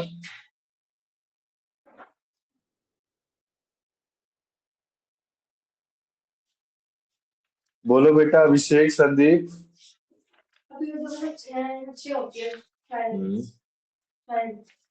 देखो आप, मैं बताता हूँ अपील में क्या है। 4 तरह की अपील है। सबसे पहले ओरिजिनल अपील, कि बेसिकली ओरिजिनल अपील, जैसे कि हम स्टार्टिंग से जो अपील करते हैं वो आपका एक अपील का नोटिस, ठीक है ना, कोई सुनवाई का निर्णय हो गया, उससे अपील फ्रॉम ओरिजिनल डिग्री का है। सेकेंड अपील होता है जो हम, जैसे मैंने डिस्ट्रिक्ट कोर्ट में कर दिया, डिस्ट्रिक्ट कोर्ट से मुझे अच्छे से रिस्पॉन्स नहीं आया, तो मैं जो सेकेंड अपील करूंगा किसके लिए करूंगा? हाई कोर्ट की, ठीक है। फिर appeal from order. Appeal from order क्या होता है? जैसे कोई डिफेक्ट या इरेगुलरिटीज आ गया लॉ में, तो ये आपके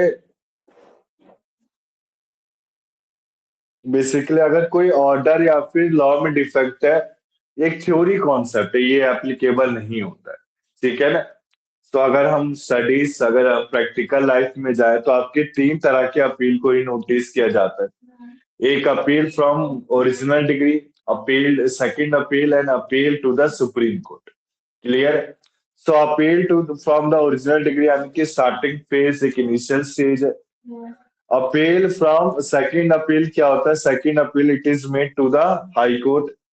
और अपील फ्रॉम ऑर्डर, ऑर्डर कहने का मतलब है जो आपका कोई इरेगुलरिटीज आ गया लॉ या डिफिकल्टी है, कोई डिफेक्ट है, वो आपका अपील फ्रॉम ऑर्डर से, जो एक थ्योरी कॉन्सेप्ट है, यूज में एप्लीकेबल नहीं होता है, ठीक है ना। फिर लास्ट में आता है appeal to the supreme court. अगर मैं कोई अपील कर रहा हूं किसके लिए?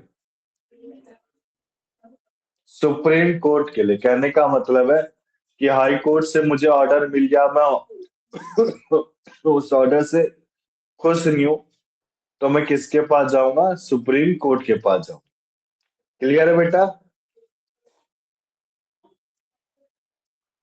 बताओ बेटा, संदीप, अभिषेक, क्लियर है चीज? जी सर। बताओ चारों अपील के बारे में बताओ फिर संदीप, अभी क्या पढ़ा हमने? सर फर्स्ट हो गया अपना जो सेम कोर्ट में डिग्री जो मिला उसके लिए अपील करना उसके डिग्री के अगेंस्ट में। सेकंड हो गया उससे सुपीरियर कोर्ट में अपील करना केस के लिए। हाँ, वेरी गुड। थर्ड सर ये फोर्थ कोई वाला है ना सर, डिफेक्ट है? Supreme court. हाँ, डिफेक्ट हाँ, और थर्ड इरेगुलरिटीज है लॉ में। हाँ यस, इरेगुलरिटीज के लिए। और उसमें fourth sir appeal to the, review review भी हाँ आता है ना, रिव्यू उसमें नहीं हाँ होता ना जी, क्रिमिनल प्रोसीजर में, नहीं रिव्यू नहीं है। सिविल में होता है ओनली। हाँ, फोर्थ में हो गया ठीक है सर ना? सुप्रीम कोर्ट में। हाँ, और बेटा?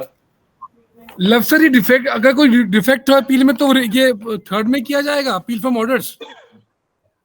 ऑर्डर कहने का मतलब है कुछ ऑर्डर बनाए गए। कैसे?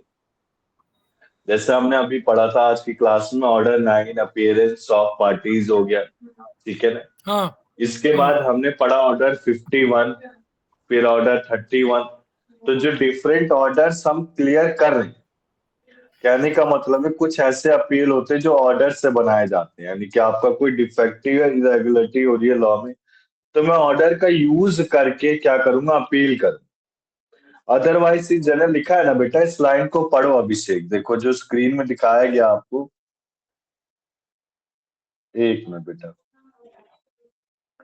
Otherwise in general appeal against order are not allowed. मैंने आपको समझा, एक थ्योरी कॉन्सेप्ट है, इसका यूज नहीं होता। अलाउड है ही नहीं, ऑर्डर से कोई अपील कर ही नहीं सकते। अगर जनरल की बात की जाए, पहली बात तो कोई डिफेक्ट होगा नहीं लॉ में, या फिर आपको कोई इरेगुलरिटी लॉ में पॉसिबल है नहीं, क्योंकि हम एक स्टेप से चल रहे हैं।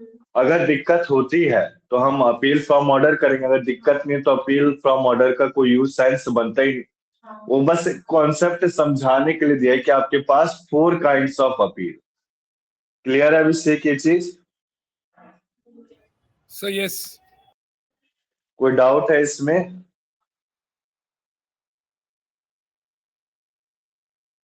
बताओ बेटा संदीप। नो सर, है बेटा? डाउट नहीं सर। है? नहीं है ना? इसके बाद देखो आप, फिर आता है आपका रिव्यू, रेफरेंस और रिवीजन। ठीक है? तो इसको कवर अप करते हैं, क्योंकि मुझे बेयर एक्ट से भी कुछ चीजें बतानी है। ठीक है ना? बेयर एक्ट से देखो आप, हम कुछ चीजों को पढ़ेंगे, अभी मैं बताऊंगा। सबसे पहले देखो रिव्यू, रेफरेंस और रिवीजन, वेरी इंपॉर्टेंट कॉन्सेप्ट। अगर आप थ्योरी एग्जाम दे रहे हो, आपसे क्वेश्चन बन के आता है difference between review and reference का, या फिर difference between reference and revision का। तो इसका डिफरेंस अभी क्लास में मैं प्रोवाइड कर दूंगा। ठीक है ना? सो रेफरेंस रिव्यू का मतलब क्या है, देखो ध्यान से समझेंगे। रेफरेंस का मतलब क्या है? एक तरह से सेल्फ डिफेंस।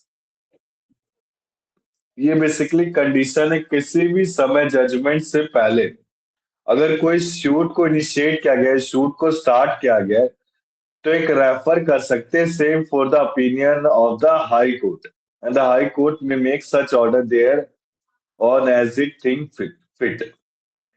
तो मेरा एक क्वेश्चन अराइज होता है बेटा, जैसे रेफरेंस मैं ले रहा हूँ संदीप, तो मेरा कोर्ट केस हाई कोर्ट में चला, तो मैं सुप्रीम कोर्ट का लूंगा या डिस्ट्रिक्ट कोर्ट का लूंगा? रेफरेंस तो सबके लिए सर सुप्रीम हाँ, कोर्ट का, उससे सुपीरियर। हाँ वेरी गुड, अच्छा एक्सीलेंट आंसर दिया, ये सुनना चाहता था मैं। तो हम अपने अपर का ले सकते हैं। अब जैसे डिस्ट्रिक्ट कोर्ट है, अगर डिस्ट्रिक्ट कोर्ट का कोई हम डिसीजन दे रहे हैं तो अपने ओपिनियन यानी अपर यानी कि हाई कोर्ट। इसमें देखो लॉ के टर्म्स में हाई कोर्ट लिया, बट हाँ हम सुप्रीम कोर्ट का रेफरेंस ले सकते हैं। जो हम पढ़ रहे हैं ना सब्जेक्ट बेटा, ये पूरा का पूरा थ्योरेटिकल है। आप जब एलएलबी थर्ड ईयर में जाओगे तो आप कहोगे कि क्या थ्योरी दे रखी है, थ्योरी कुछ पल्ले पड़े नहीं, बेकार की। बट ये थ्योरी आपके कॉन्सेप्ट को समझाएगा, ठीक है ना। जैसे रेफरेंस में हमने पढ़ा ही किस सेक्शन में आता है, सेक्शन 113 में आता है। ये एक ओपिनियन के लिए दिया जाता है। इसमें जैसे कि अगर कोई डिस्ट्रिक्ट कोर्ट है तो किसका रेफरेंस यूज करेगा, हाई कोर्ट का। अगर कोई हाई कोर्ट में कोर्ट केस चल रहा है तो किसका यूज करेगा, सुप्रीम कोर्ट। सुप्रीम कोर्ट का ऐसा पॉसिबल नहीं।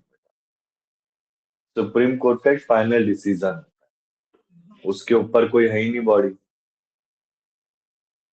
रेफरेंस आपने जितना रेफरेंस की जरूरत पड़ती होगी ना। जैसे जब जो सुप्रीम कोर्ट में जाते हैं ना निकिता, वो काफी क्वालिफाइड होते हैं। वो जो उधर बैठते हैं जज, वो हाई कोर्ट से रिटायर होते हैं। हाँ तो जो आपने देखा होगा जैसे किसी भी कोर्ट का, कि वो सब हाई कोर्ट का ही बोलते हैं कि हम हाई कोर्ट के लॉयर हैं, एडवोकेट हैं।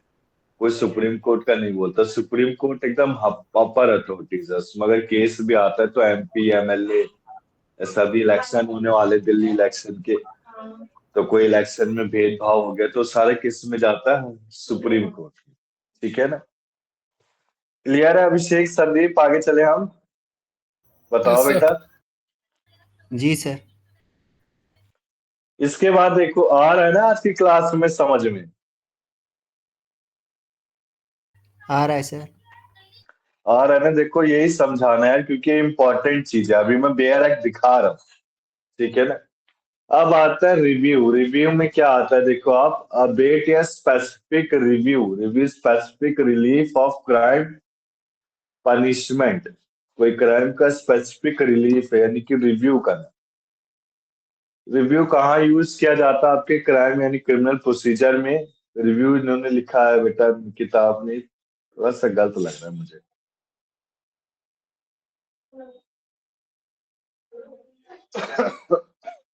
रिव्यू का कहाँ कहाँ यूज किया जाता है, देखो आप, any person may apply for the review of judgment to the court in the following situation, in case where the degree or order from which appeal are not allowed। जहां पे कोई डिग्री या order का apply नहीं हो रहा है, allowed नहीं किया गया है, या फिर कुछ ऐसे केस डिग्री और ऑर्डर जिस पे अपील तो अलाउड है but from which no appeal has been preferred. Clear है बेटा।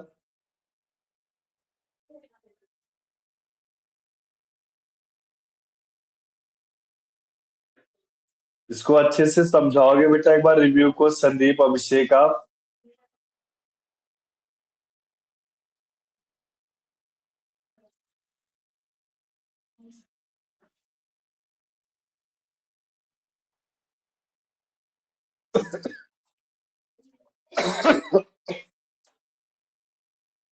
बताओ बेटा अभिषेक, संदीप।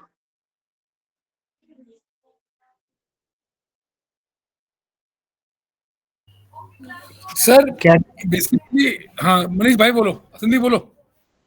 बोलो आप, भाई मैं बोलो बेटा संदीप पहले। क्वेश्चन नहीं सुन पाया, वो मेरी एक कॉल आ गई थी। अच्छा कोई नहीं, रिव्यू बेटा, but what do you mean bye review, review का मतलब क्या है। सर रिव्यू मीन्स जैसे कोई वो आया है, किसी कोर्ट ने जो ऑर्डर दिया है, डिक्री दिया है, उसी कोर्ट में सर अपील करना, उस केस को रिव्यू करने के लिए, मतलब दोबारा सुनवाई करने के लिए। or made the order or in order to आप बताओ बेटा अभिषेक। सर किसी डिग्री पास होने के बाद रिव्यू करना, को चेंज करना। कुछ चेंज करना। एनी पर्सन कंसिडर हिमसेल्फ, ठीक है ना, जैसे अग्रीड सर बाय वो डिग्री और ऑर्डर। हाँ हाँ बोलो संदीप। एग्जाम में जैसे हम रीचेकिंग के लिए वो फॉर्म फिल कर देते हैं ना एग्जाम के रिजल्ट के बाद, वैसा। रिव्यू हाँ करने के सेम है, लिए। क्लियर है। बट इसमें भी कुछ अप्लाई है बेटा, कुछ कंडीशन है। सबसे पहली कंडीशन क्या है कि आपकी कोई अपील बनाई ही नहीं गई है, अलाउ नहीं की गई है, ठीक है ना। अपील को अलाउ नहीं किया गया तो मैं रिव्यू करा सकता हूँ। या फिर कोई अपील को प्रेफर नहीं किया गया है। ठीक है ना, डिग्री के बाद हम ये थोड़ी करेंगे, अपील को प्रेफर किया ही नहीं गया है। इसके बाद देखो फिर आता, हाँ हाँ बताओ बेटा। सर एक बात बताना कि हम डिग्री के बाद रिव्यू कर सकते हैं क्या? नहीं कर सकते ना? किसके बाद? डिग्री आने के बाद कर सकते हैं, जब अगर अपील नहीं बनाई गई है, अपील को अलाउड ही नहीं किया गया। अच्छा ठीक है ना, मैं चाहता हूँ कि मेरे कोड को थोड़ा बदला जाए तो मैं रिव्यू करा सकता हूँ उसको। ठीक है, अच्छा, फिर डिग्री के बाद भी हो सकता है। लास्ट ओके, ठीक है। लास्ट कॉन्सेप्ट आता है बेटा आपका रिवीजन। ठीक है ना, सो रिवीजन होता क्या है, देखो सबसे पहले समझेंगे हम, यह एक कानूनी प्रावधान है जो यह निर्णय करता है कि जब कोई व्यक्ति किसी अपराध को करने के इरादे या अन्य व्यक्ति को नुकसान पहुंचाने की कोशिश करता है तो सजा मिलती है। ठीक है ना, रिवीजन मतलब कि आपने कुछ गलत किया है तो आपको उसकी सजा मिलेगी। एक्टर है संजय दत्त, उन्होंने मतलब उनके पास गन पाई गई थी, केस हुआ था, फिर उसके बाद वो केस दोबारा ओपन किया गया, फिर उस केस को दोबारा पढ़ा गया, फिर उसमें दिखाया गया कि भाई इसका लाइसेंस इलीगल था, तो उसको मतलब तब सजा मिलेगी। ये मैंने रिवीजन देखो आप, रिवीजन का मतलब जैसे हम बेटा पढ़ाई करते तो हम एक रिवीजन करते कॉन्सेप्ट का। ठीक है ना, तो उसी से रिवीजन लिया गया है कॉन्सेप्ट, कि जैसे आपका एक एग्जांपल लिया निकिता ने कि संजय दत्त का केस था सर, उसमें उसको पाया नहीं गया था, फिर बाद में उसके केस को दोबारा उठाया गया, दोबारा से देख रेख की गई तो उसे सजा मिली, इलीगल लाइसेंस रखा उसने, तो उसकी वजह से उसको सजा मिली। तो इस केस में जो प्रोसीजर को अडॉप्ट किया गया वो क्या था, आपका रिवीजन। क्लियर है बेटा अभिषेक, संदीप? सर वो केस था इलीगल वेपन रखने का केस अंडर टाटा। तो रिवाइज किया, अब तो रिवाइज किया गया था ना बेटा उससे। हाँ, तो जब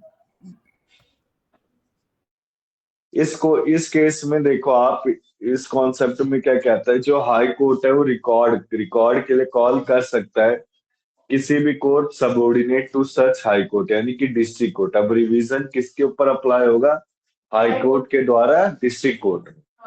ठीक है ना, ये बेसिकली जब जुरिडिक्शन आपका लॉ से फुलफिल नहीं हुआ होता है या फिर कोई जुरिडिक्शन को फेल करा जा रहा है, फुलफिल नहीं किया जा रहा है, या कोई ओमिशन ऑफ मटेरियल है, कोई मटेरियल का ओमिशन, तो इस केस में क्या होगा, आपका रिवीजन किया जाए। क्लियर है अभिषेक? सर ठीक है बेटा संदीप, चलूं आगे मैं? जी सर। तो बेसिकली देखो आप, रिवीजन एंड अपील का डिफरेंस दिया गया है, अभी मैं रिव्यू रेफरेंस का दिखाता हूँ। ठीक है, तो रिवीजन किसके ऊपर एप्लीकेबल होगा, हाई कोर्ट के ऊपर होगा, अपील किसी में भी हो सकता है। ये अप्लाई एज अ राइट है, एक तरह से दिया गया कोर्ट के द्वारा। इसमें बेटा आपका डिस्क्रिशनरी डिसीजन होता है रिवीजन, अपील क्या एक बाउंड है, कंसीडर करने ही करने। ये बेसिकली आपका जुरिडिक्शन के ग्राउंड में ही होता है, और ये आपका किस में होता है, जिसमें क्वेश्चन ऑफ लॉ या फिर फैक्ट होता है।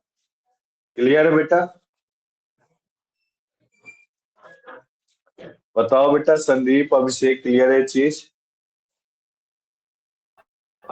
यस जी सर। अब इसके बाद देखो आप, एक मिनट बस, मैं इसका डिफरेंस की पीडीएफ है रखी मेरे पास, एक मिनट बेटा बस। यहां तक तो क्लियर है ना?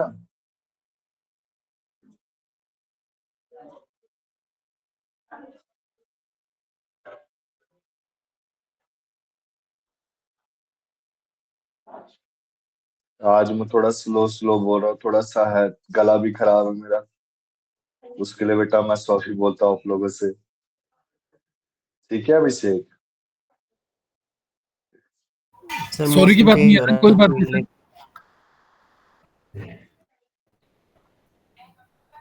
से वोट पर कॉल पे कॉल करे जा से लोग। आप सबकी इलेक्शन की छुट्टी है बेटा, पूछना था मुझे ये चीज। Yes sir. नो सर, आपके लिए इसी दिल्ली में और दिल्ली में छुट्टी, दिल्ली में ऑफ है। बट हमारा ऑफ नहीं दिल्ली है में तो ऑफ है। क्यों ऐसा क्यों बेटा? सर। एमएनसी कंपनी और मेरी शिफ्ट भी ना, मतलब एमएनसी कंपनी है, ऊपर से मेरी शिफ्ट जो है वो 4 बजे से शुरू होती है, तो 4 बजे तक तो मतलब वो मोस्ट ऑफ द केसेस में वोट नहीं होते, 5 बजे लास्ट होता है, तो इसलिए 1 घंटे का एक्सेप्शन है बस। मतलब जिनकी मॉर्निंग शिफ्ट है उनका उन्हीं ऑफ की है, लीव है। उनका ऑफ है, बाकी हाँ किसी हाँ का ऑफ समझ नहीं है। गया। आपका अभिषेक ऑफ है? यस सर, लकीली ऑफ मिल गया सर। बढ़िया बेटा, फिर घूमने जाओ कहीं बार बार। इतना तो नहीं है लंबा टाइम सर, क्योंकि बाकी सब देखते हैं सर प्लान क्या है। हम्म।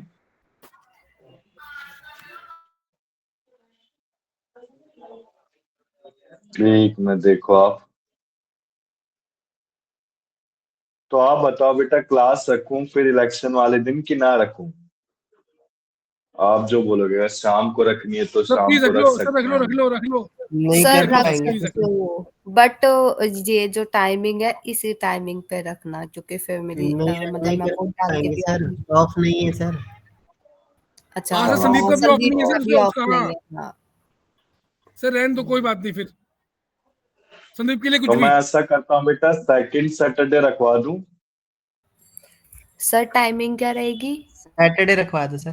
टाइमिंग सर रात की रहेगी बेटा टाइमिंग। सर पॉसिबल नहीं है, क्योंकि सैटरडे मैं कुंभ जा रही हूँ।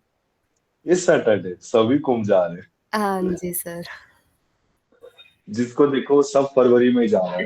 हाँ, फैमिली सही का है, था फरवरी थोड़ा। में भीड़ हाँ, कहाँ। भीड़ भी कम है 5 तारीख के बाद ना, और मम्मी का थोड़ा था, तो फिर चलो घूम आते हैं इसलिए। नहीं अच्छा है बेटा।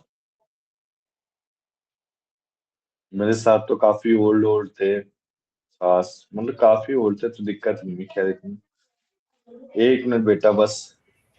अच्छा बेटा, तो सैटरडे ना रखे क्लास? मतलब अगर रखना है तो मतलब टाइमिंग इवनिंग की ना रखना, क्योंकि इवनिंग पे मतलब ट्रेन पकड़नी रहेगी, तो फिर मैं शायद नहीं ले पाऊंगी, इसलिए। आप सैटरडे बताओ मॉर्निंग रख लो सर। अभिषेक, संदीप। सैटरडे मॉर्निंग रख लो सर। हाँ मॉर्निंग सैटरडे दिक्कत नहीं है ना अभिषेक? मॉर्निंग में दिक्कत नहीं है। बाकी एक बार आप अभिषेक सर से कंफर्म कर लो, क्योंकि उनको थोड़ा। सैटरडे में मॉर्निंग रख सकता हूँ, मुझे कोई दिक्कत नहीं बेटा। ठीक है सर, फिर सैटरडे मॉर्निंग रख लेते हैं, डन है। कितने बजे से सर मॉर्निंग कितने कितने बजे? बजे सर? आप बताओ, डिस्कस कर लो क्लास में, बता दो जैसे 11 बजे सही के बाद बोलेगा। आई थिंक, क्योंकि आई होप कि 11 बजे तक सब अपना फ्रेशन अप होके बैठ जाएंगे स्टडी पे। बताओ संदीप, जो बोलोगे आप। बोलो बेटा संदीप। सैटरडे को मैनेज कर लेंगे सर किसी भी टाइम। ठीक है फिर, हाँ सैटरडे सर। को हाँ फिर आप अपने अकॉर्डिंग देख लो। तो मैं 10 या 11 बजे रखवा लूंगा, ठीक है? हाँ हाँ ठीक है, ठीक है। ऑनलाइन ही क्लास होगी, इधर आने की जरूरत नहीं बेटा, आना मत यार, क्योंकि मैं sir make it two then, make it Saturday. For 11 then. हाँ ठीक है, 11 से कर लेंगे, डन है बेटा, फिर कोई डिसएग्री नहीं होगा बात से मेरे। ठीक है सर। 11 से हाँ एक 11 एक ठीक बजे। है, ठीक है 11 संदीप। ठीक है। संदीप क्लियर है बेटा, जी सर। 11 से जी 1। सर। जी सर। ठीक है ना? तो हाँ, सैटरडे फिर मैं बोल दूंगा ना नीतू मैम को कि सैटरडे भी रख लियो, संडे भी क्लास। फिर मैं संडे तक खत्म करा दूंगा, मुझे क्रिमिनल प्रोसीजर भी कराना है यार, अभी हम थोड़ा स्पीड लेट चल रहे हैं, मेरे को सैटरडे रखनी है क्योंकि जनवरी में मैंने क्लास ली नहीं। अभी मैं 4 सैटरडे भी रखूंगा बेटा, टेंशन मत लो, अब मैं मार्च के महीने में थोड़ा फ्री हो जाऊंगा, मार्च और अप्रैल। तो मैं जो सैटरडे होगा ना, सेकंड और फोर्थ, तो मैं रखूंगा ही रखूंगा, आपकी तो रखूंगा एलएलबी सेकंड ईयर की। ठीक है? ठीक है अभिषेक, संदीप। ठीक है सर, 11 बजे कर दी, ठीक है। जी सर। मैंने जैसे अगर मुझे सैटरडे क्लास रखनी होगी तो मैं पहले ही डिस्कस कर लूंगा, उसकी टेंशन मत लो। अब जैसे मुझे ये सैटरडे रखनी है, मैं देखो सेकंड और फोर्थ सैटरडे फ्री रहूंगा ना, तो जैसे जो उससे पहले क्लास होगी तो हम उसी में डिस्कस कर लें कि आप बेटा आप भी परेशान मत हो, नीतू मैडम भी ना हो। तो मैं नीतू मैम को बोल दूंगा कि सैटरडे मैम 11 से 1 रखनी है एलएलबी सेकंड ईयर की क्लास, मेरा ऑफ होता है ना सेकंड और फोर्थ सैटरडे। अब देखो difference between review, revision and appeal. तो what is the difference between, इसको पढ़ना बेटा, ठीक है। ये आपका सेक्शन क्या है, डेफिनेशन क्या है? हाँ बोलो बेटा, बोलो अभिषेक, कुछ बोल रहे थे आप? ये कुछ visual, नहीं। इसके अच्छे से पीडीएफ बना के भेजूंगा मैं, ठीक है ना, रिव्यूज का तीनों का अच्छे से, कि एमसीक्यू में याद है। बस एक लिमिटेशन याद रखे रहना कि हम कब तक कर सकते हैं, मेरे को यही पता नहीं। रिव्यू में हम कर सकते हैं बेटा 90 डेज, रिवीजन में हम कर सकते हैं 90 डेज रिव्यू और रिवीजन, एंड अपील में कितना कर सकते हैं 30 डेज। क्लियर है अभिषेक ये चीज? Yes sir. ठीक है ना। इसके बाद देखो आप, एक मिनट बेटा बस,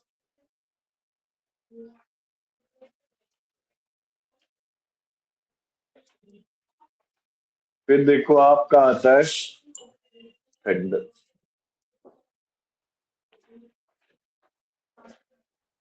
अब देखो आप, लास्ट टॉपिक है, last in the sense simple notes का, ठीक है ना।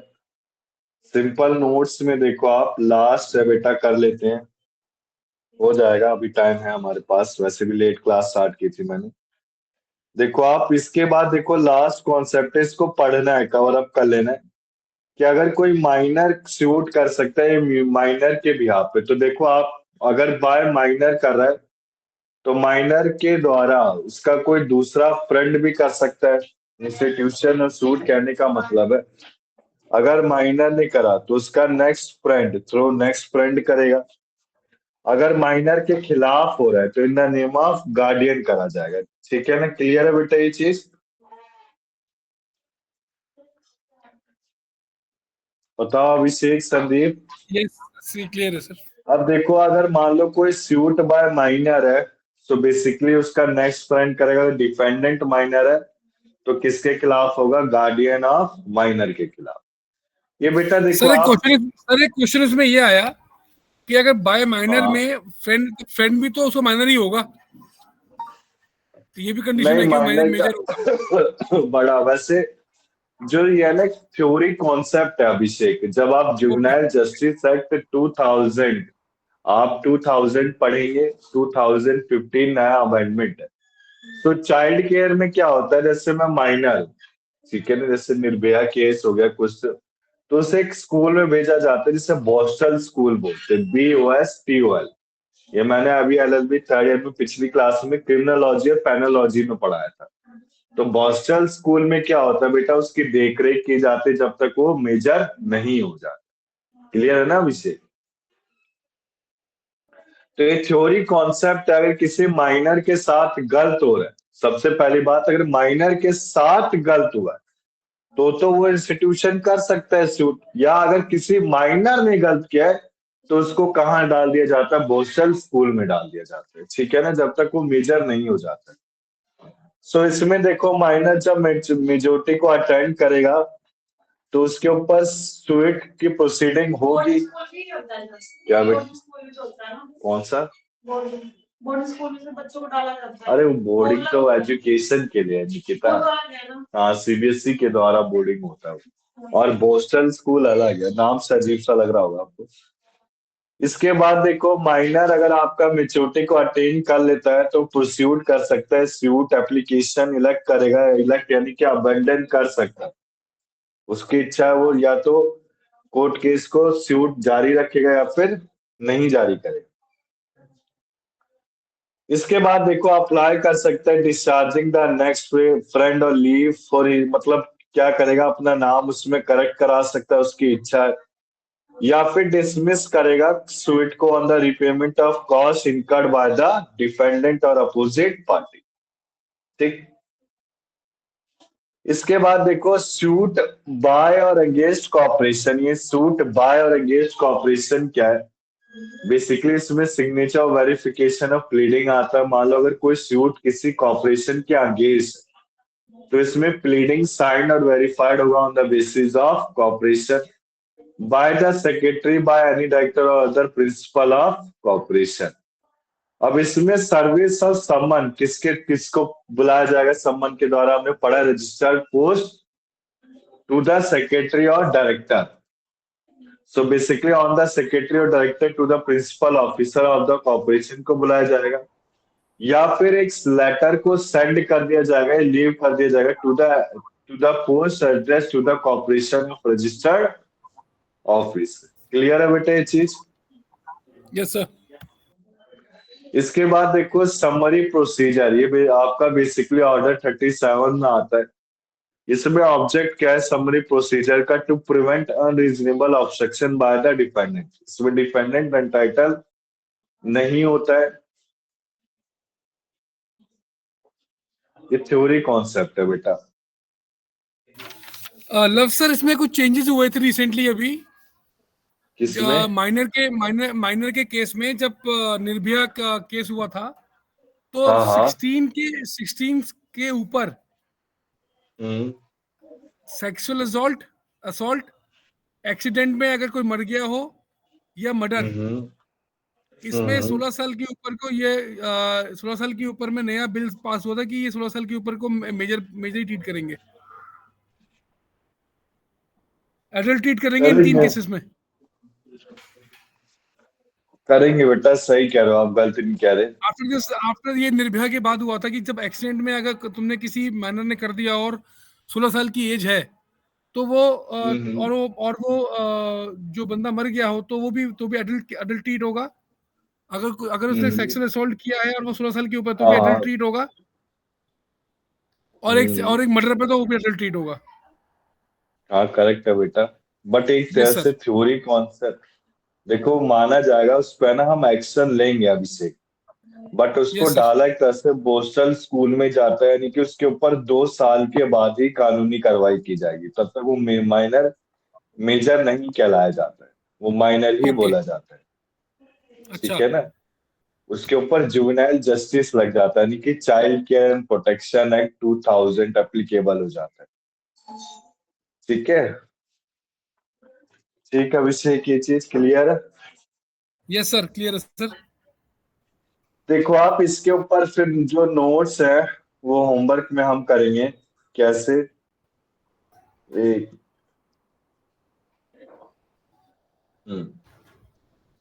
इसको एक बार पढ़ लेना, नेक्स्ट क्लास में होगा तो, नहीं तो मैं ही कराऊंगा इससे। ठीक है ना? कौन सा है? कौन से नोट्स? ऊपर इसी के ऊपर जो अभी पढ़ रहे थे ना, इसके ऊपर बेटा। इसमें देखो अपील, रेफरेंस, रिव्यू सब फिर से वही है, मतलब कि एक्सप्लेनेशन के साथ बता रखा है। ठीक है? ठीक, क्लियर है बेटा ये चीजें?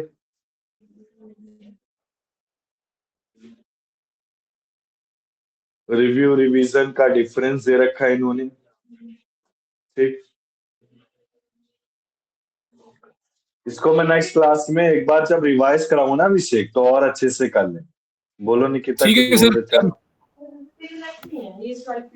इसमें है ये जो बेयर एक्ट है ना, इसमें है बेटा, पूरा का पूरा बेयर एक्ट है, ये है लिमिटेशन। ठीक है? तो इसमें लिमिटेशन हम करेंगे, इसमें जैसे कोई नई चीज है, कुछ है नई चीज है। हाँ पूरा बेयर एक्ट है, इसमें नहीं है। मेरे को इस नोट से वो कराना था बेटा, लिमिटेशन। ठीक है ना? सेट ऑफ, देखो सेट ऑफ, काउंटर क्लेम, ये सब कवर अप कर रखा है हमने, इक्विटेबल सेट ऑफ। ठीक, तो दोनों सेम है, ऐसा कुछ नहीं कि दोनों अलग है। हम इससे क्या करेंगे देखो आप, हम इससे पढ़ेंगे ये आपका लिमिटेशन को कवर अप करेंगे कि ऑब्जेक्ट क्या है। ठीक है ना? क्लियर है बेटा? कोई डाउट है Abhishek, Sandeep? No sir, no sir. तो आज की क्लास को इतना रखिए बेटा हम। सर एक बार Yes, मैं sir. बस सकता हूँ हम कितनी क्लासेस अब तक कर चुके हैं? बहुत बढ़िया। टोटल कितनी हो गई है? जी। अभी और कौन कौन तीसरी से बुक टॉपिक चल रही हम है कवर कर चुके हैं? बेटा हम कॉन्ट्रैक्ट 2 कर चुके हैं। जी कॉन्ट्रैक्ट 2 जो पढ़ा था हमने, सेल ऑफ जी गुड्स जी पार्टनर्स।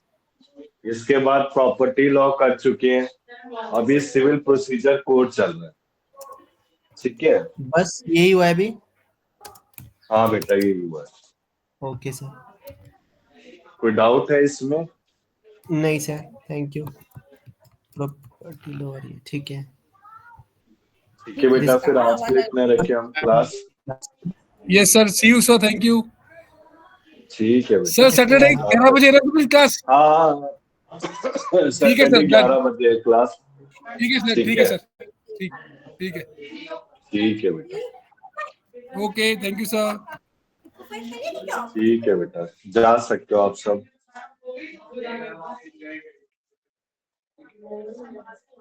मेरी तबीयत खराब है, मुझे लगता है घर ही जाना पड़ेगा। पता रात से हो गया। संदीप जाते हो आप?